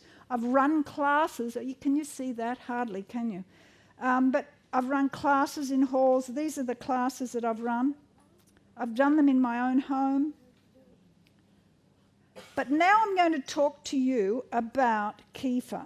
Kefir is a living culture that ferments in milk. Now, this is what it is. It's a culture, and it's fermenting. Just like the sourdough bread culture ferments in grains, this one ferments in milk. I've told you earlier we are purely plant-based, so we're not using cow's milk, and there is a problem. When you're not using cow's milk, it does not replicate these grains. As you can see on that left-hand side of the picture, this is the grains that you have normally got to make kefir with. I don't have that culture for you, but I have got something that works just the same, all right? What does it do for you? What is kefir? Some of you may know what it is. They are a complex symbiotic colony containing more than 35 bacteria plus yeast that are proven highly beneficial to humans. And we have over 400 species of friendly bacteria living in our intestine and certain bacteria to aid digestion. So what it is going to repopulate your intestinal flora. And so many people have problems with their intestinal flora. Okay, you look at what the health benefits that we have from it. It aids pH balance in the intestines. It balances the bacteria in the digestive tract. It helps normalize bowel bacteria, especially after antibiotic therapy. It improves digestion, enhances the immune system, and goes on and on.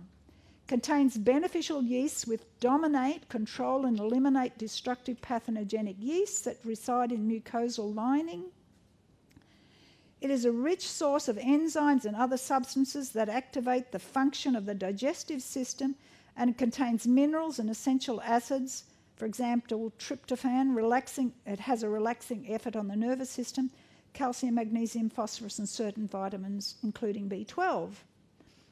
Okay, more. It metabolizes lactose, therefore reduces lactose intolerance, reduces the likelihood of carcinogen buildup in the bowel system, and improves an overall well-being and increases absorption of nutrients from your food. May assist symptoms of irritable bowel. So what is the difference between yogurt and kefir? The yogurt we know is good for you, but the yogurt that you buy in your supermarket is not the yogurt that is the lactobacillus and all the strains of bacteria that are found in kefir. There are loads. There are 35 of them found in your kefir. If you're going to buy and you go and get a supplement of acidophilus and bifidus, that's only 2. We need all of them, and you get them naturally in your natural kefir. So your curd size is smaller than yogurt. Remember the curd size. They looked like, for want of another, the little florets on the end of cauliflower. Sometimes they described like that. But this is what I used to do. I used to place my kefir in a jar with soy milk. Okay, this is how I would do it. Okay, I used to use this. I have found since then that original Vitasoy, which makes the nicest kefir, but I found since then it has gluten in it. Somehow or other, through the years of my using it, they've changed the ingredients, what's been in it, and I haven't checked the labels. And normally I'm a label reader, but all of a sudden it's got gluten in it. So we've got to think of other things. But you can add a spoon of maple syrup or honey to it. You don't have to, but you can. Now, this is how I used to make it. Remember, it's got the kefir grains down the bottom of that jar. I actually put on a snap-off on link. This is one of those old half-size Vicola's jar that I was using. Okay, I used to have this. This is what I used to use. I loaned it to my son, and I told him this is not a permanent loan. Guess where it is? It's not, hasn't come back home. Okay. And that's what I used to use. I put this jar, because it fitted in that yogurt maker. It was the same size. I put it in there. It was just a gentle, warm heat. It needs heat to ferment. And it separates in, you can leave it for 12, 24 or 48 hours. It's a different ratio, right? Depends on how much kefir you have used, how much soy milk you've used, the weather, and it separates into curds and whey. And if you can see in there, they're sort of like curds and whey. How can you describe them?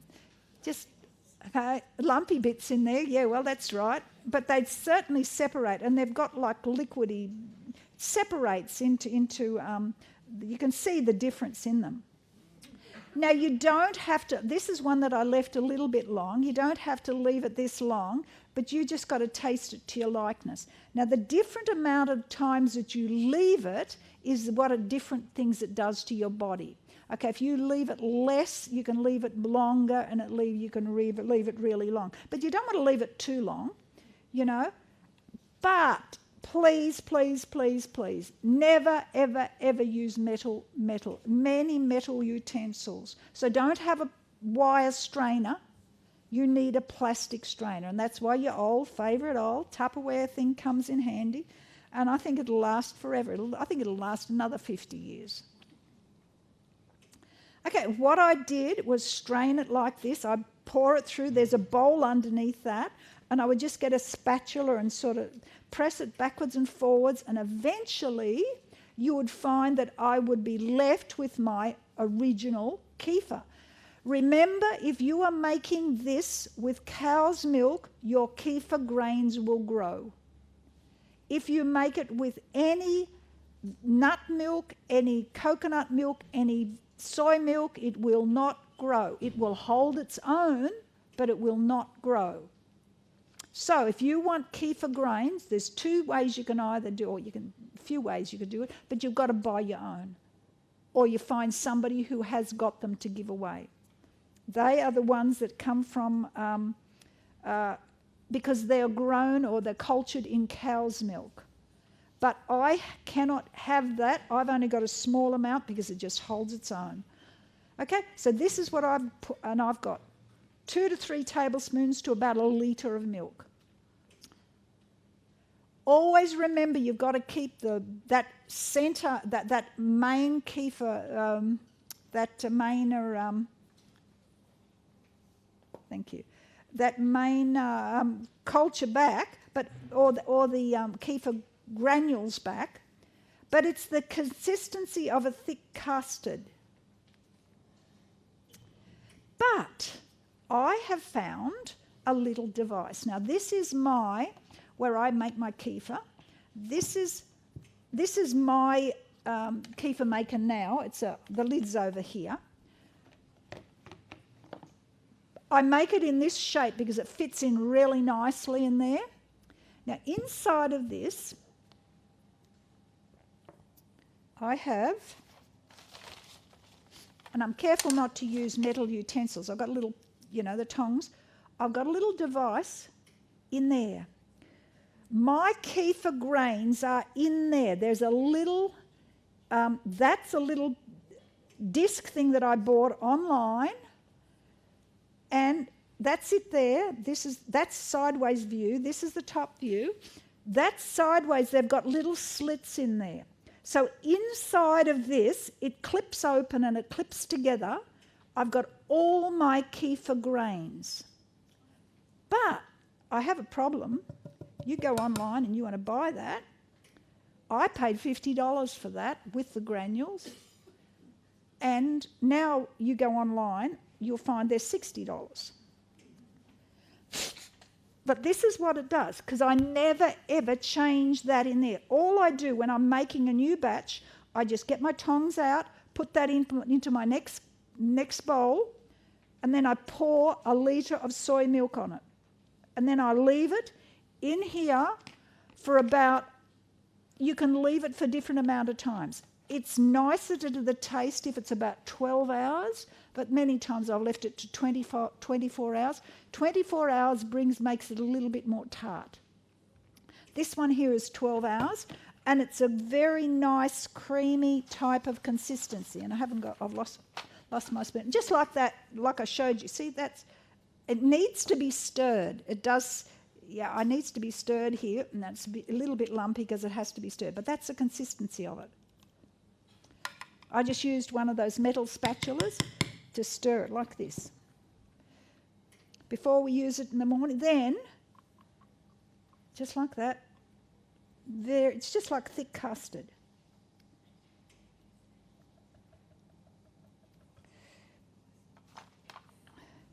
Then, for breakfast, I have a scoop like this over my breakfast every day. My husband has one, and that's it, and that lasts probably however long it takes us to get through it. maybe 4 days. And you leave the disc with the grain. I leave the disc in there with the grains inside the disc. And every day I'm doing that.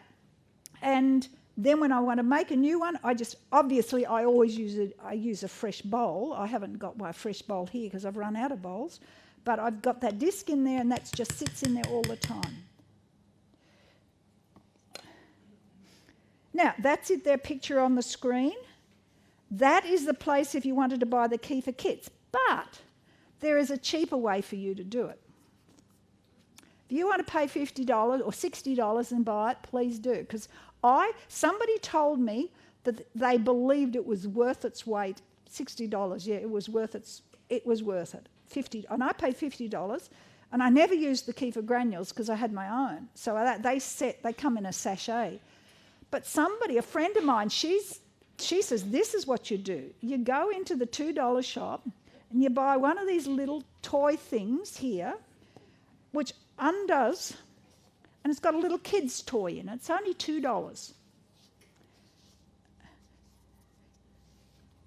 You got to be a scientist to get this. How does it come apart, Ralph? Hey? Which end? Look, anyhow, it opens up, doesn't it?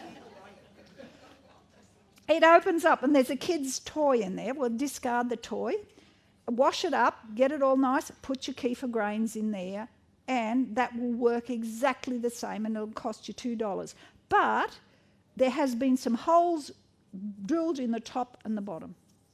You can put many holes in it if you want to. Okay, that works. You don't have to spend $60 on a little gadget, although it's worth it, but it's got the slits in it. As I said, it's like that. So, what sort of milk am I using? Look, you can get a lot now. This is organic. I think I got this from Coles, but this is, if you're going to use soy milk, you must use whole soybeans, organic. You know, people say, do we have soy? Don't we have soy? Do we have soy? Don't we have soy? If you're going to use soy that is not whole bean, it is dangerous as they say it is. Whole soybeans must be used. Now, I've made my own soy milk and it works, but it becomes very runny. Now, some of these milks may not be as thick as that one. Remember I said the Vita Soy, now they've got Vita Soy Protein Plus, works well and that's got no gluten in it, but it is very hard to find. It's just not on the shelves. So you've got to work out what you're going to use. Just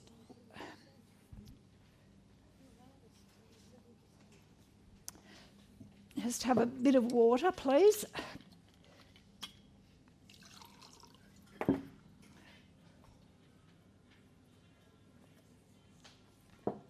Okay, so use whatever grains that you want to, soy milk that you want to use, that one, but always organic. That one, that's Vita Soy and it's got no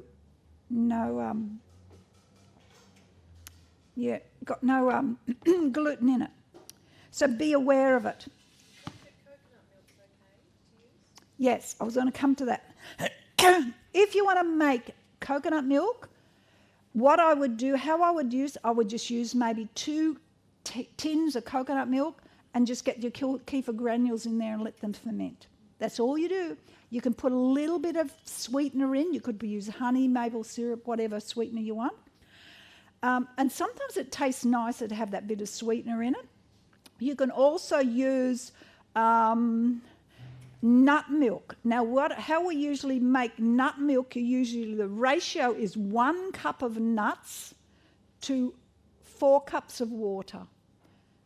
Then I would put it through, I've got a nut milk bag, which I put my thing through, all my mixture in there, and it comes out, and then you've got the pulp left. Now, if you want to have the pulp in it, and especially if you're making almonds, yes, it will be, you'll have those brown flecks from the skin, but that won't matter. If you want to strain them out, please strain them out, but if you don't, leave them in. That's fine. You can have whichever way you want it. But you could have nut milk as well. So if I was going to do nut milk, if I was going to do nut, I would usually blend, when I'm blending my nuts, I would blend in a couple of dates too, maybe 3 or 4 dates, or 2-3 dates or whatever. And that will sweeten it up nicely. So then you have your mixture, which I showed you in the scoop here. That is the mixture, your normal kefir mixture that you are going to have over your breakfast. You can use that in smoothies. You can use that in so many things. You can use it in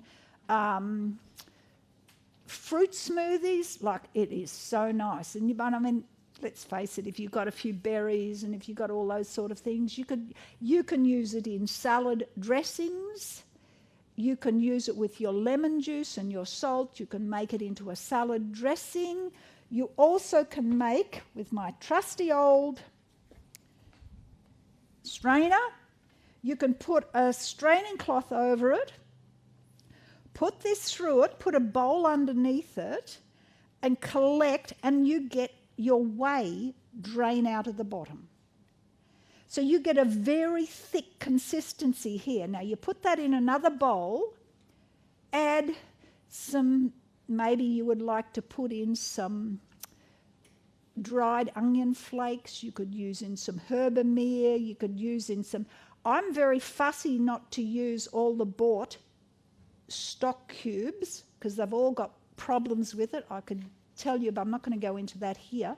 But none of them are safe to buy that I have seen. Even that Massel's, that is not. That's still got what we call excitotoxins in, which are harmful for our body. So I've got all those things. Yes? If you can, if you want to, but they don't have to be. Oh, excuse me, I've got a sneeze coming on.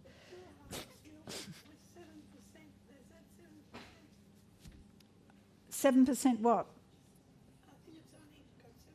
Oh, look, you need to watch it. Some of your milks, your soy milks, they come out very runny. Or Aldi have an organic one that comes out very runny, but it doesn't matter. You've got all the properties in it. Don't let that stress you out because it'll be still as healthy for you as the one that's thick. So don't stress out. You just got to work up and evaluate whether you want the more expensive soy milk or the cheapest soy milk. Because the cheapest soy milk, if it's whole bean and organic, yes, it will work and it will culture and it will say, but it may be runny, but don't stress out about it. So back to this, we were straining it and we were getting it's like a cottage cheese consistency. Now you can put through that, you could put through, maybe you could put through that some roasted char-grilled red capsicums, you could put through some olives, you could put through some whatever. You can put a bit of lemon juice in it, bit of salt in it. You can make that very, very nice. So that is a nice spread that you can put on the top of bread, or you could have it as like a dip type of thing. Depends on the consistency. If you do this, do not throw away that whey that is drained out because that has got all the properties in that you need to use in something. Drink it if you have to, okay, but don't waste it because it's got all the probiotics. So whether you keep the whole thing together or you separate it and allow it to come apart, that doesn't matter. So the whole thing needs to be drained and drunk, the whole lot drunk. Okay, that's it there. That's the kefir one. Now, just before I go on, there is another way that I want to show you. This is, if you don't have and you don't want to go out to make one of these, this is what I do often when I go away on holidays. Okay, so we've got just an ordinary glass jar. If Peter and I go away for a weekend, I will put in the bottom of my glass jar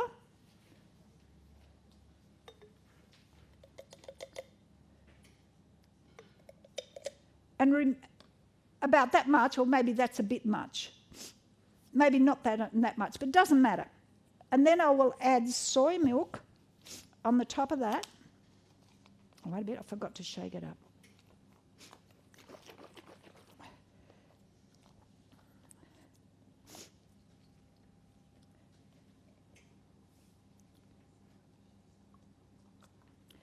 And I will let that sit. I don't need to be in the fridge. I can take it away with me. I generally put it somewhere where I don't want the lid on hard. I leave the lid a little bit loose so it's getting a bit of air in. It likes a bit of air. And I'll sit that, and you sit that on your jar, on your cupboard overnight or your bench overnight. And if you maybe, I would do a little bit less in the winter. It maybe won't do it as much. That'll come back and it'll be yogurt the next day or kefir the next day, thickened. Okay, so that's an easy way to do it. Now, what I just showed you is what I'm going to give you. I'm not giving you the granules. I'm going to give you the mixed up mixture, the kefir. Let's call it custard for want of another word. This is the little sample that you're going to get. It's only got a little bit in it, but that's enough.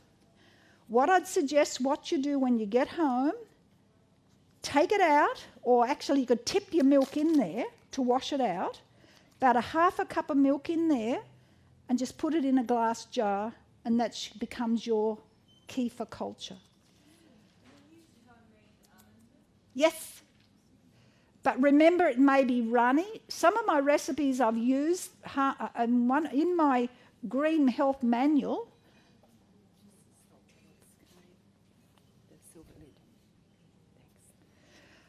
In my manual, I've got a few recipes. In that green manual down there, there's a lot of recipes. Oh, not a lot of recipes. There's a lot of pages. There's at least 2 or 3 pages on kefir, how to make kefir, and there is one recipe of how to make it with nut milk. And you can do it with coconut milk. You can do it with any milk, okay? But remember, this is milk kefir, but we haven't got the milk. So we can't, remember, I won't go through all that again.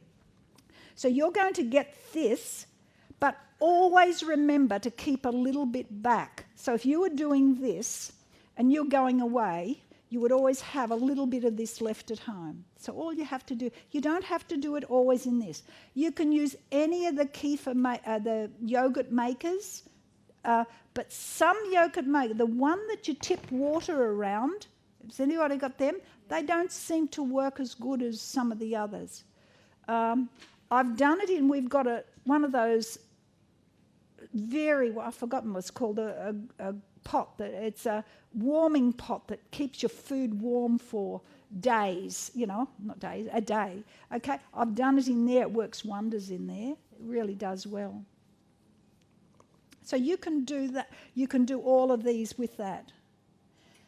It's one of the hardest classes to do is to teach kefir, because some people say, well, they can't grasp it all because it's not an easy subject to think. You've got to always have 2 containers, one that you're eating, but you've also got to keep a little bit back in reserve.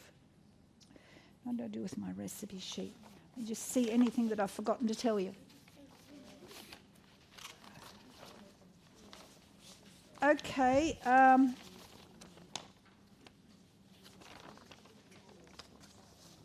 How to store kefir. Always store it in the fridge, okay? Do you want to freeze it? Some people say that they freeze the grains too, and it's viable, but the longer you leave it, the more iffy it is to get them back to life again. Never use metal. Always keep it. What's the reason behind that? There's a chemical reaction. Okay, don't ask me exactly the chemical reaction, but it does. It doesn't like it, yeah. So you can use curds. If you want to use curds, use it by all means, but you will find Bernice has kept hers going for probably 10 years this way. She's never bought the curds. She just uses it like this all the time. So you don't need to buy the curds if you want it, but realise, but actually hidden in there are curds. You can't see them. They're just so fine they don't strain out. Remember, the curds are very small.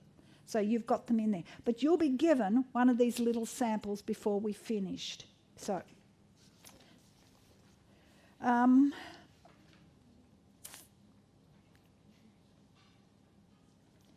yeah, I think that's it. Down the bottom, I've got to make nut milk. You do your nuts, your filtered water. You can actually put a touch of linseed in it, which will thicken it a little bit. If you grind your linseed, you could grind chia. But can I tell you, when I was experimenting, I put too much chia in it. It just got very sort of slimy, you know. But I mean, it's still edible, but, you know, I mean, it was just thick. It had a gummy sort of taste to it. But it, you know, in our house, we do a lot of guinea pig type of things. Okay, I've got such a mess here. I'll put that back on here.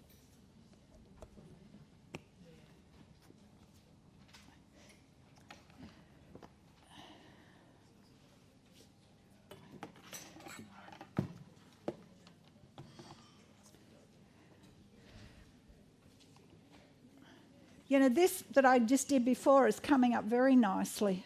I just did that before. It's rising. All rises very... Oh.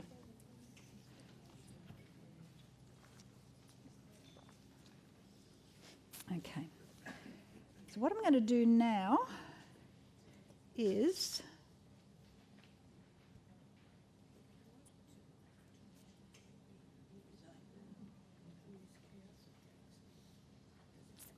Any questions about that?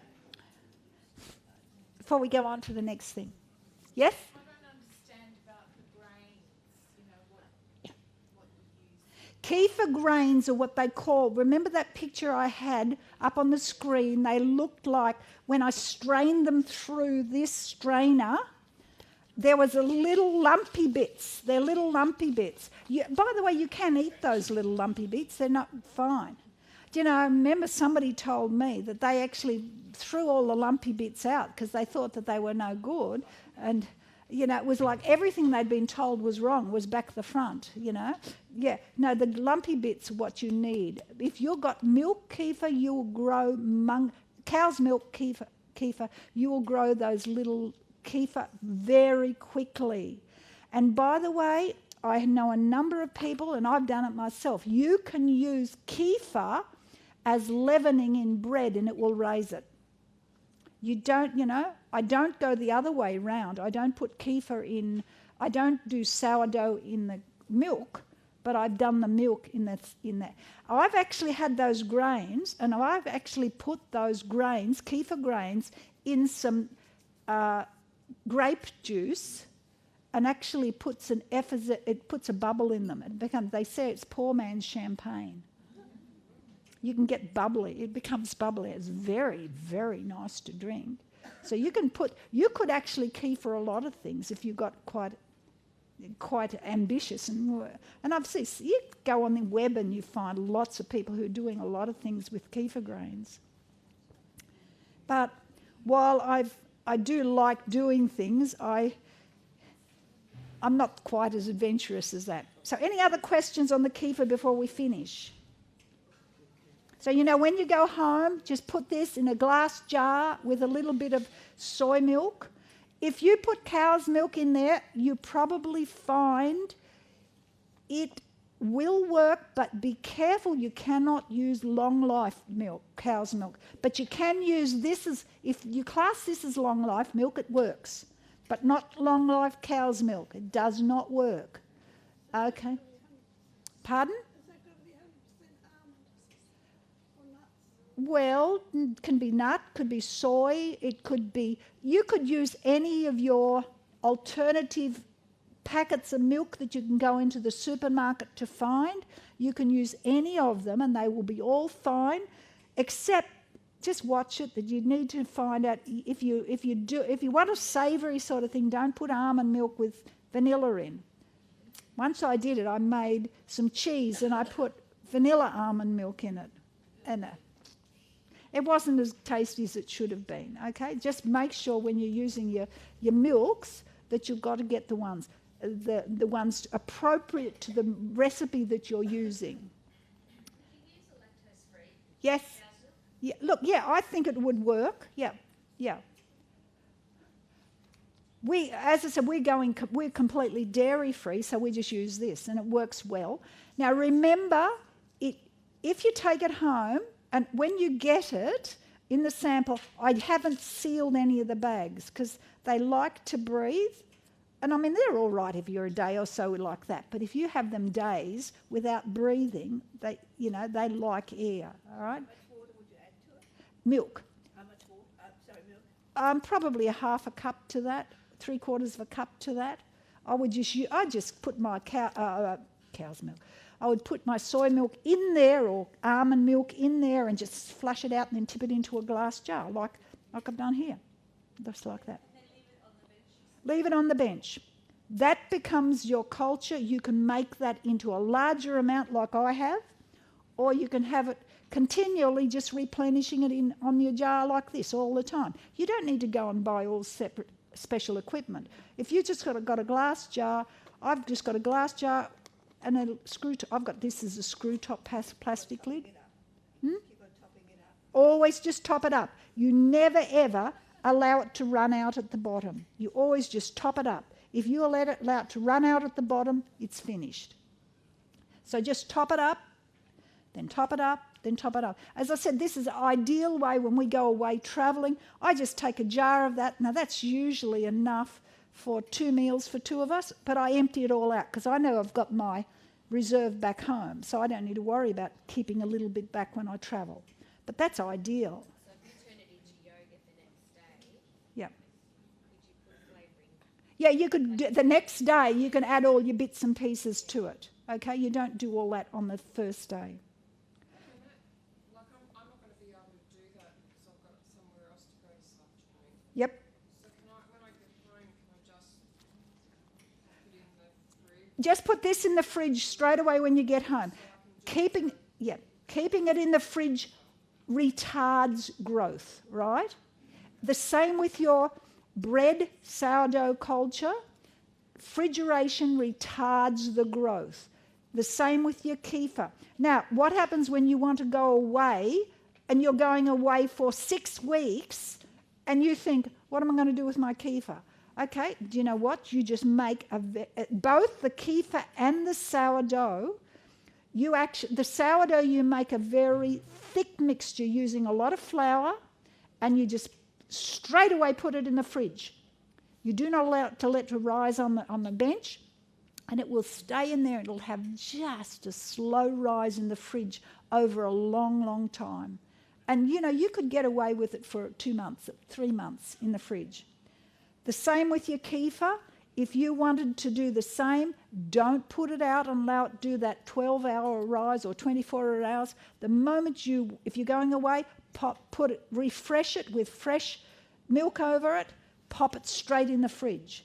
But bearing in mind, when you come back, you might need to culture it again. There has been times when I have had to, that culture, that little disc that I had in mine, I've had it probably for 15 years, and I've only once ever had to rinse the grains off. Now, if you go and you start making it, and if you've got the grains and you go and start making it and you smell it and you think, that's odd. There is a culture smell. That's a different smell than bad smell. Bad smell, and you think, oh, this is off. So what you do is you go and you rinse your grains gently under filtered water, never fluoridated water, got it? Filtered water, and they will come back and you'll put it back in there and that's fine. I just recently did that with someone who had somehow or other got her grains very smelly, and I just put it through a strainer, like this, pop them in there under the water, just letting them, and then pop them back into she had one of these little things, and I popped them straight back into there, and she was fine. So just remember, there are times, that's probably the only time it can get a little bit smelly. Okay, I know they're just a little bit behind because there's a lot out there in the kitchen to do. Yeah. So I'll just want to go back, and I'll just spend a little bit time telling you about our health programs here, and we'll talk about that when we come. Now, what do we teach here? We have health classes here generally twice a month. One Tuesday morning from 10 till 12, and we usually give you a lunch after it, vegan vegetarian lunch. And by the way, the most important thing I think I've forgotten to tell you, this whole session is sponsored by ADRA Op Shop over the car park. So please support ADRA Op Shop. It's costing them quite a bit to put this on, because we just put our account into them for the food we've bought, and they are just so helpful because they do community health programs, and they want to sponsor people who are doing what we are doing for community. So works well.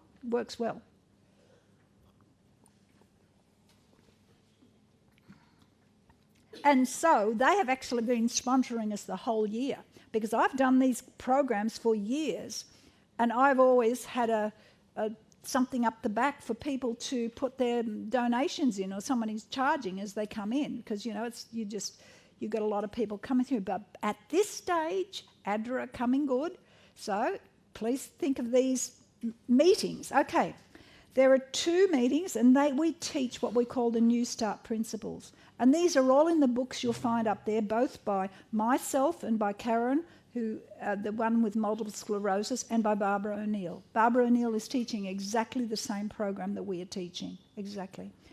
Okay. We have 8 principles: nutrition, exercise, water, sunshine, temperance, air, rest, and trust in God. These we call 8 health laws. And we need to watch what we eat. What nutrition are we taking in? And I'll talk about that in a minute. Do we have protein? What sort of protein are we taking in? Well, we need to be aware of that. What sort of carbohydrates and minerals and all those things? Are we getting exercise? Do we drink enough water? Are we drinking 2 litres of water a day? That's pretty much what we should be drinking. And if you don't balance all of these health laws, your health will suffer. Sunshine. Are you getting sunshine? Well, there's not much sunshine around now, is there? But doesn't it make you feel nice when it's a nice sunshiny day to go outside? Temperance. What do we need to do? What foods should we eat or should we not eat? So in these classes we go through and we teach you what you shouldn't be eating and what is not good for you. Breathing fresh air. And something which we're learning and we teach, make sure you're breathing through your nose, not your mouth. So much of our health is caused from breathing through our mouth. Especially if you're sleeping at night with your mouth open, you're going to have health problems. So you've got to learn to keep your mouth shut at night. Well, that's a class. Now that sounds good, doesn't it? Those of you who are married, your husbands would like that, wouldn't they? But we teach how to tape up your mouth, keep your mouth shut at night, because it causes so many health problems to sleep with your mouth open. For little children, if they sleep with their mouth open, they will grow and all their whole oral cavity will all be wrongly developed, and they will have to get braces. If you have kids and they keep their mouth shut at night, they will grow up and their teeth will naturally form and they will be nice and straight. Who's telling us? There's an odd few people. Most people from overseas in those cultures, like, in the European cultures, they know these things. In South American cultures, they know these things. But we in Western countries, we've lost all this knowledge. Okay, rest. We need to get good quality rest. We need to get to sleep at night properly. And, when do we go to sleep? Well, we talk about these in our classes. And the last one, trust in God, that binds the whole lot together. Because something, God is the healer. And we can do all these things that we are doing and teaching, unless he puts his healing principle in us, we're going to be sick. And there are so many times, so many people are a little bit iffy about, they have 7 laws of health, but they need to have the 8th law of health, because that's the critical thing that binds the whole lot together. It's the trust in God. Because you can have your mindset wrong and you can have forgiveness and irritation and annoyance to somebody. Well, guess what? That's going to impact your health. I know some people, and I've known different people who've said that you have bitterness in your heart against something, an annoyance or an irritation or something against the heart. Guess what? That's going to release chemicals in your body that's going to affect your health. Your health is going to break down, all because you've held on to bitterness. You've got to let the bitterness go. You've got to learn to forgive. Okay, so we teach a whole food, plant-based diet. Now, this is the iffy part, because most people agree, yes, we'll have proper carbohydrate, we'll have all these other things and fats, but it's the protein. What protein do we teach? Well, we believe in a vegetable protein, not plant protein. Now, I don't know if anybody here has heard about the China study, but Dr. Colin Campbell wrote a book called The China Study, and it's well worth getting. I just love it, and it's got so much research in it. I actually did a course of his online. He's finished now, he's an older man now, but he's put a course online through Cornell University in America, and I did his course, and I learned so much from it. But he was set the task, and remember, he's retired now. This is going back in the 70s, 80s, 90s, up to 2000-ish, that type of time frame. He was set the task by the American government. Now, he was one of the top cancer researchers in the world in America. He was set the task to find out what caused cancer. Well, he found out what caused cancer, but they would not publish his research. So he put it out in the book called The China Study. And he knows it's animal protein causes cancer. He had his laboratory, and he had millions of dollars, and he replicated these studies over and over again from other laboratories to make sure that they were factual, because he could not put this out and people would say, well, you're not telling us the truth. This is not so. He had to be so, he had to have so much there that nobody could contradict him whatsoever. In his laboratory rats, he had two groups. This group he fed 20% he fed this group 20% animal protein, and this group 5% animal protein. Now, this is all animal protein. This is actually using cow's milk. These rats or mice, both, he used both, he fed 20% protein to. Casein, these 5%. Every single one of these developed cancer. None of these developed cancer. He switched their feeding. Every single one of these switched off their cancer cells, and these switched them on. He changed it again. They switched on, they switched off. He was able to manipulate up and down by just the feeding ratio of the amount of protein that he gave the rats, and he was able to switch on and off cancer. Okay, that was initially on rats and mice. So he decided to take his findings to people. He took it to the China people, because they are all ethnically, culturally, but ethnically like they are the same. So he found the same, he replicated the study in China, and I'm not going through it now, but he proved exactly the same thing. Animal protein causes cancer. And by the way, he also said, and he's made a statement, he said, cow's milk is the most carcinogenic thing there is on the planet.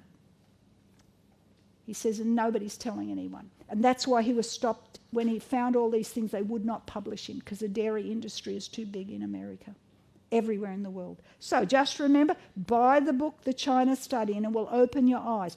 That's why we are teaching what we are teaching. Some of these classes, I'm going to tell you some of the classes. We've also had a class, and I see some of the ladies here. There's a few here who've been to some of these last classes, and they've been through. We talked about the fungal disease link. How many times? How fungus is implicated in so many of the things, so many of the diseases, and we don't realise it. How do we minimise fungus? I don't think we can ever eliminate it, but we can minimise it. And there are some natural things we can do. We talked about some of the things that added to food. I touched on that in the additives. Excitotoxins, the taste that kills. This is based on a book by Dr. Russell Blaylock from America, who once again found that it's exciting. He was a neurosurgeon, and he found, why is everybody all these incredible, so many people were coming down with brain cancer. He couldn't work out why. It's what they're putting in our food. It's these additives to our food. They're hidden. They're called excitotoxins, and they are called natural flavours. But they are, you go through, you've got 621, 621 is MSG. MSG is a very, very strong excitotoxin. But did you know that 635 is 15 times stronger than MSG? And where do you find these things? A lot of these packet takeaway things. You look at everywhere, you look. Natural flavourings, yeast colours, yeast flavours, all these, they're everywhere. That's why we like to go back to the basics. You go back to the basics, your health will improve. It's these little things. Now, excitotoxins actually make you obese.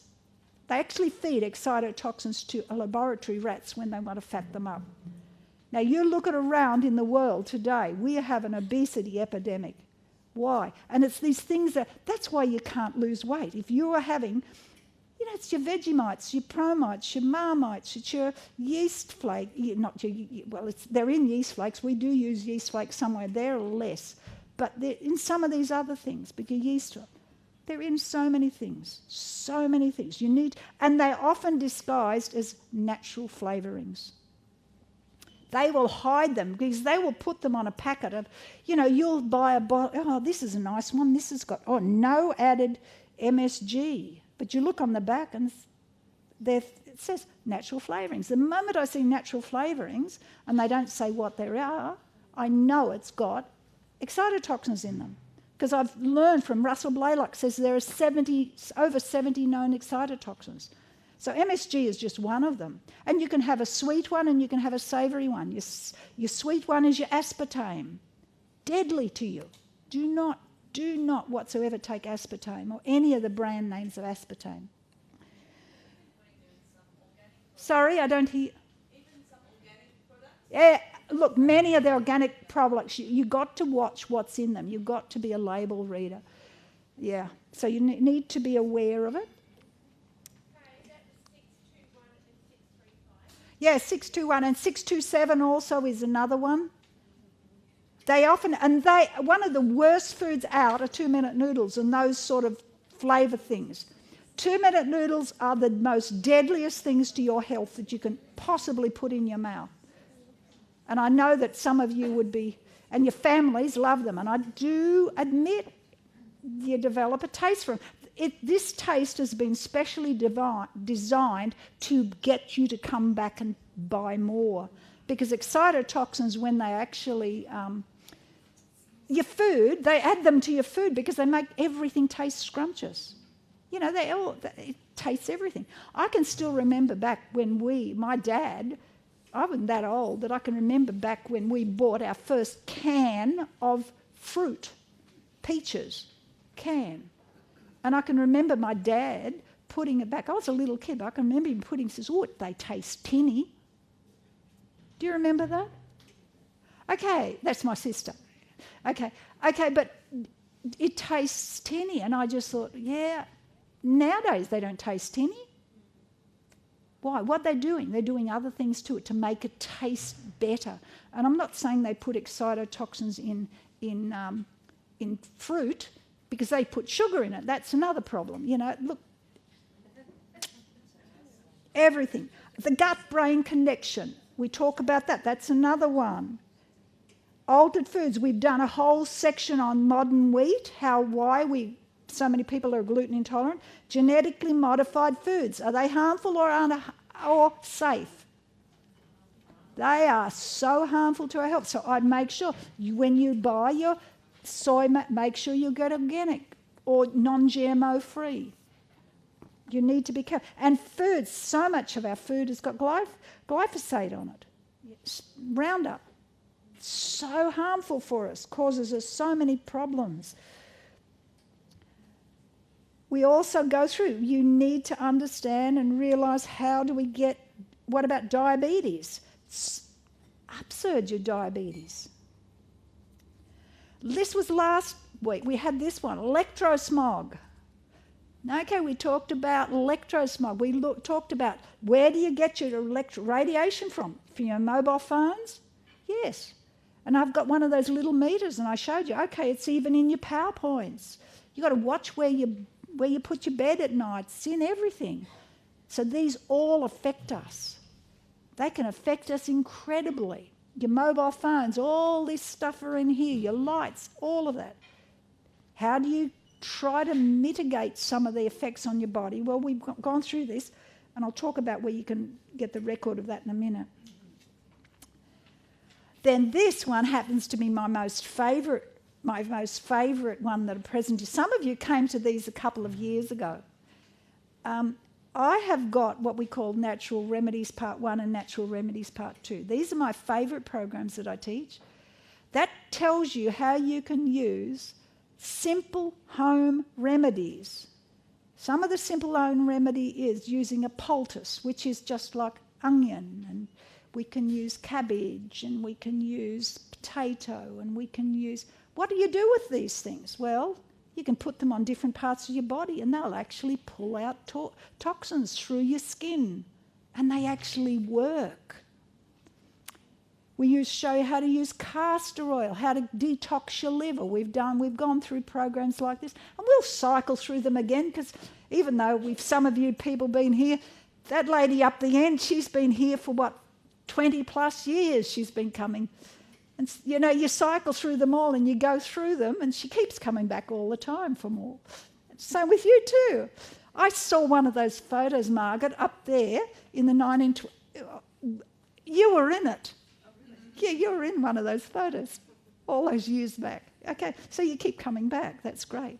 Yeah, so all of these things that you can actually help people by just teaching them natural remedies.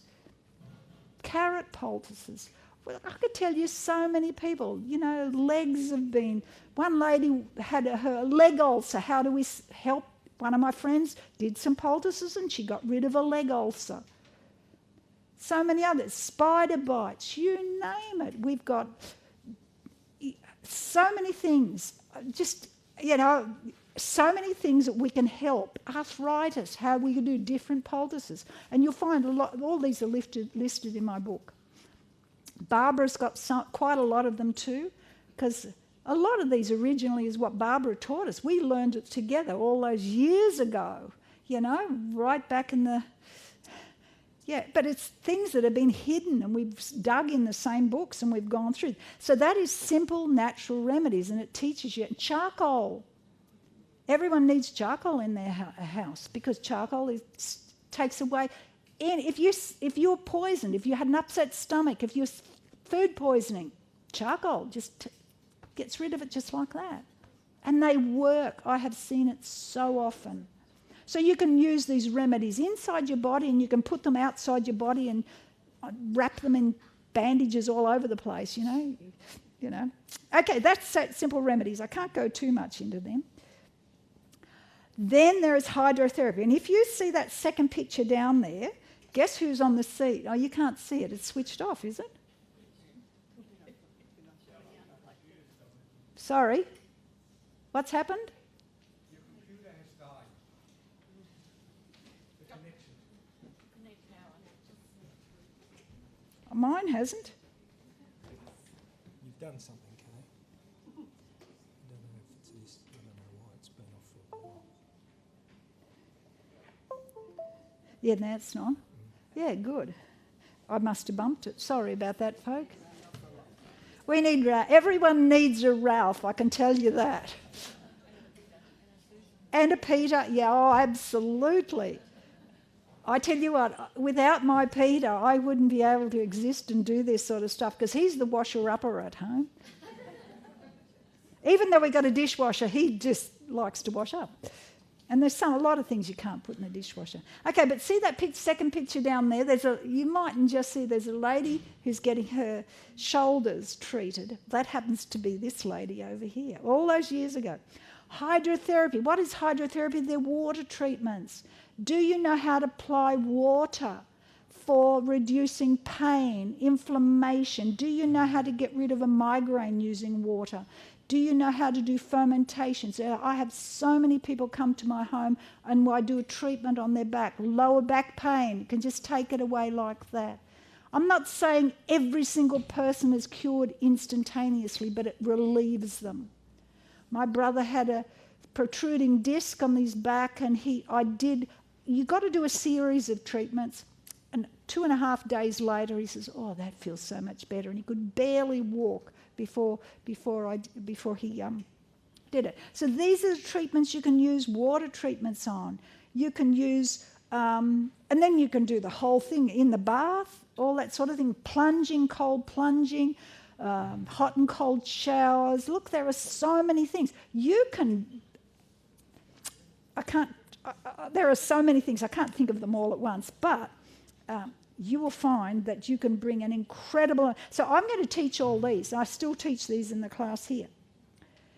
Then I have another class on herbs. What herbs should you be eating? How should you add them to your diet? Because, I believe we're in the time where all of you folk, and I look out there, you're mostly ladies, you've got homes, you've got families, you're going to be the linchpin to how to help your family when we don't have... What happens if the medical system fails? Which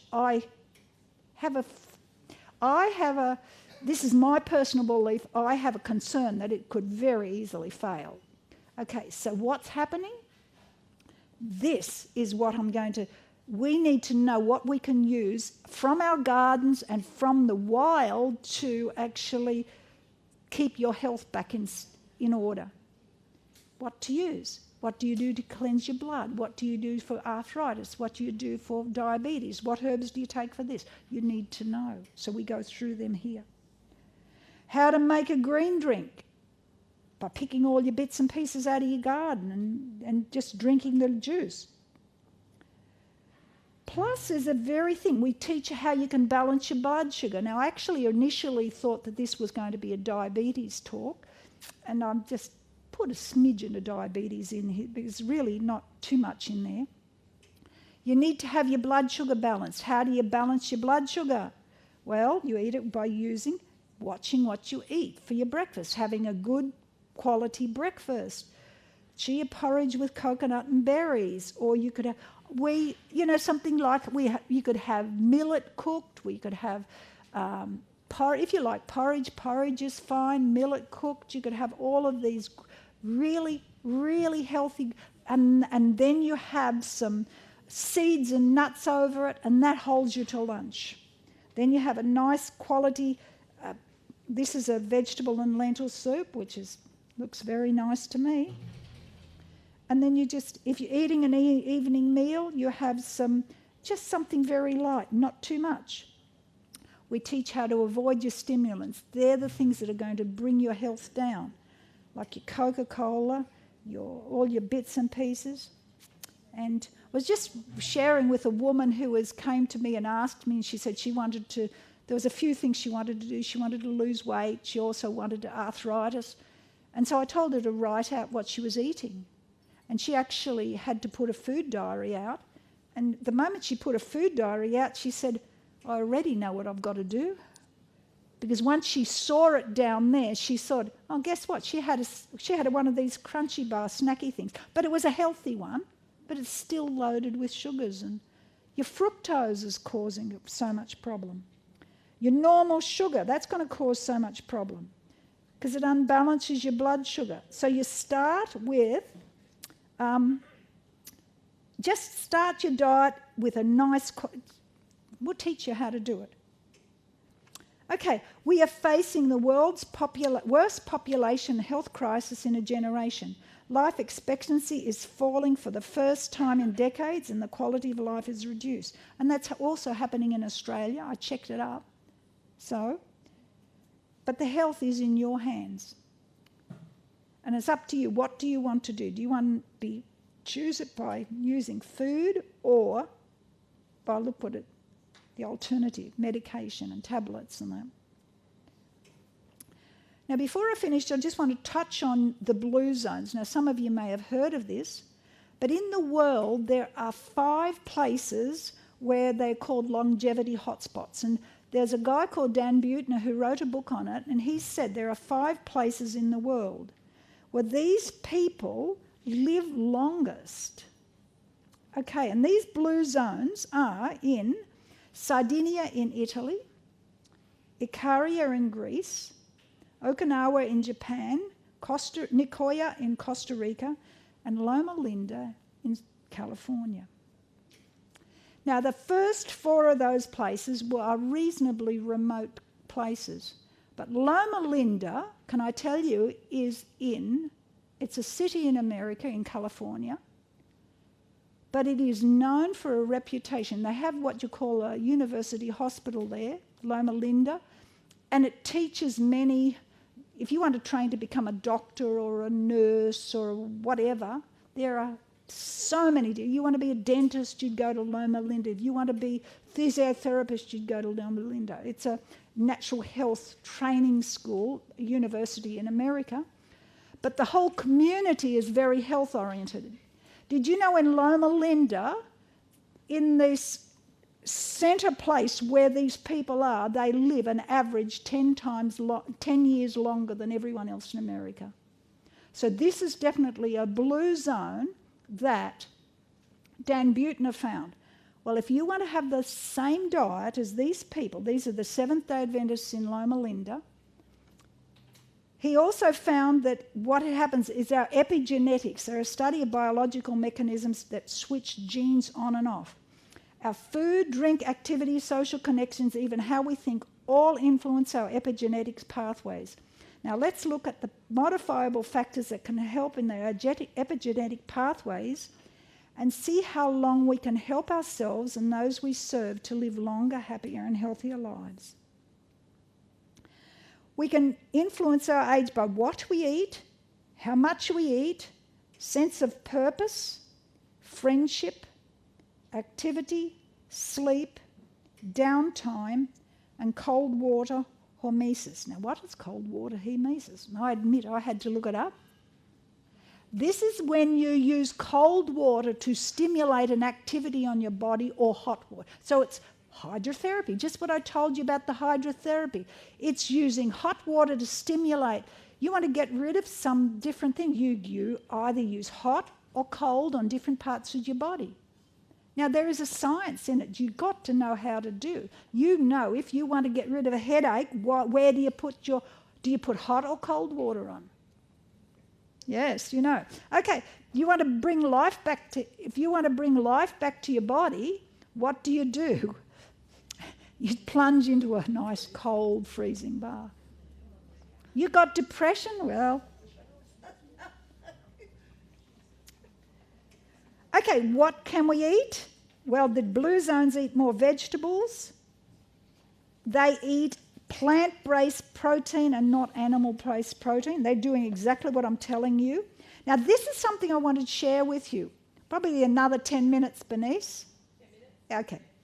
They looked at the survival of 460,000 people. They found that shifting just 3% of calorie intake from animal protein to plant protein corresponded with a 10% decrease in all mortality. In particular, replacing eggs and red meat with plant protein reduced death by 24% in men and 20% in women, especially with people who had a high intake of eggs and red meat. So these findings are quite new. Limiting intake of red and processed meats will improve your longevity. Now, that was a study in 2020. So studies go, it's quite early studies. Now, this is something that I thought, I want to share this before we finish. This here, Roy Walford, he went into a Biospheres 2 research. Now, this is where they shut themselves in this dome. They were in Arizona in America. And they went in 1991 and they came out in 1993. Now, we went in there and they could only have, they had to get their own food in there. He went in like looking on the left and look what he looked like on the right. Now, I don't know about you, but I don't know if I'd like to look like that. But they said his biomarkers, his health markers and metabolic markers were improved when he looked like that on the right. So do we have to go in there and have a restriction of 1,700 calories a day? Well, there's an alternative, and that's called intermittent fasting. I don't know if anybody's heard about it. It's ideal. Peter, my husband and I, we have intermittent fasted for 30 plus years. And I tell you what, I believe it's one of the reasons that we're aging as well as we are. I mean, I'm getting older. I'm 76. Thank you. And Peter's 83, so we've got to count. We've got to remember, we just had a birthday 2 weeks ago. And so we've got to remember these things. But I believe that's one of the things, really do, because it gives your body a chance to detox. Too many people are just stuffing food in there. And even if it's good quality food, but you're putting too much too often. Okay, what happens to your body when you don't eat for 16 hours? Stabilises insulin, prevents diabetes. Gives you more energy, you get more done. Lower triglycerides and prevents Alzheimer's, possibly cut medical bills, stops sugar cravings and hunger pangs. It's true, I don't eat it all between my meals. I don't get hungry. Not at all. Boosts growth hormones, plays an important part in health, fitness, and slows the aging process. I actually believe that because I know a number of people who do it. And those of you who have seen Barbara online would know she's like the epitome of it, you know. For somebody her age, she's just like I can't keep up to her when she walks. No way. She's so fast. Yeah, she's as old, you know. See, they're getting old, but guess what? They live in a place where there's a lot of hills, and she's also always up and down those hills. Reduces dangerous belly fat, reduces free radical damage, looks and feel younger, better brain health, sharper brain health, less disease. So it's not what we eat, but how much we eat and our meal timings. So there's a lot involved in it. Now, curry in Greece, where people forget to diet, well, you can have it by just following a diet like this. We have nuts, fruits, grains, seeds, lots of beans, legumes. So coming up next, these are the few classes, and what I'd like you to do, if you've given me your text, and if you're happy to, unless you want to, just let me return it and say, oh, I'm not interested. But I text out before each meeting is coming up what my subject is. And guess what? You will get that. You just reply to me and say, yes, I'm coming, no, I'm coming, so we know how many are coming. And then you can just come in and you can just sit in these classes. My next one is Tuesday, September the 10th at 10 a.m. And it's called Depression, the way out. We're dealing with depression. Too many people, and we've got to know this. This is a summary of a depression recovery program by Dr. Neil Nedley from America, who has a live-in place you can go over if you've got somebody with depression. And guess what? He has, if somebody is living in, they have a 90 to 95% success rate.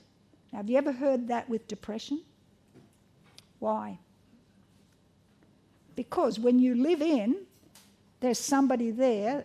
You get up in the morning. You don't lie down there. You get up, do your exercise. Get up, eat properly. Get up, have your cold drink, your cold shower.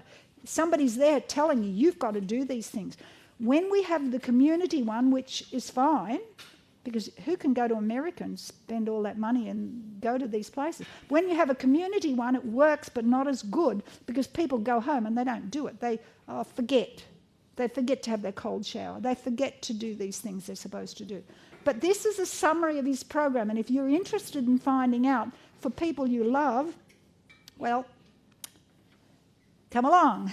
Then on the next Sunday, October the 19th, now I am not 100% sure we're going to have this guy here because we've got a man who is an agronomist. He's going to teach us how to do home gardening, what to get the best yield out of your garden.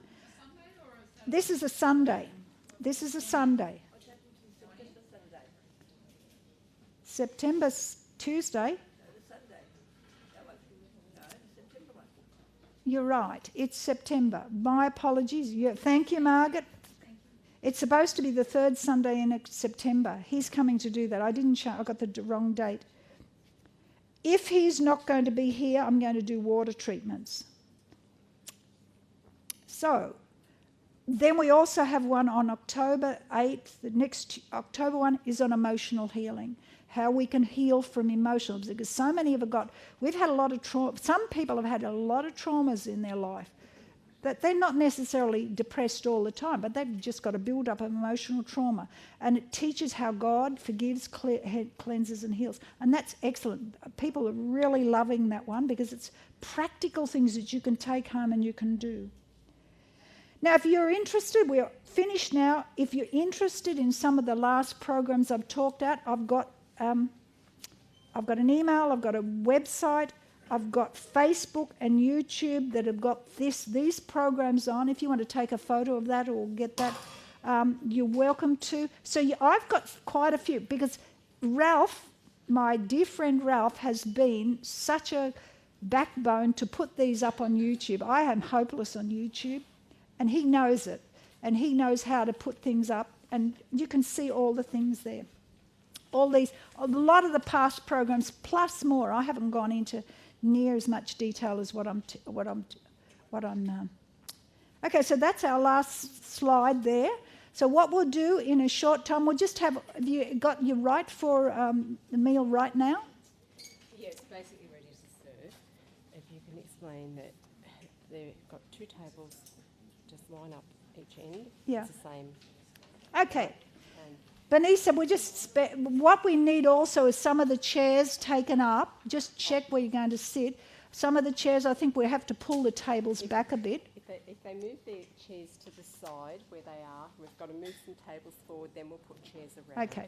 So I'll just close off the filming part of this and then we can just add a little bit more. Okay, well, thank you for coming. And toilet break and... Yes, a few minutes. You will have a few minutes break.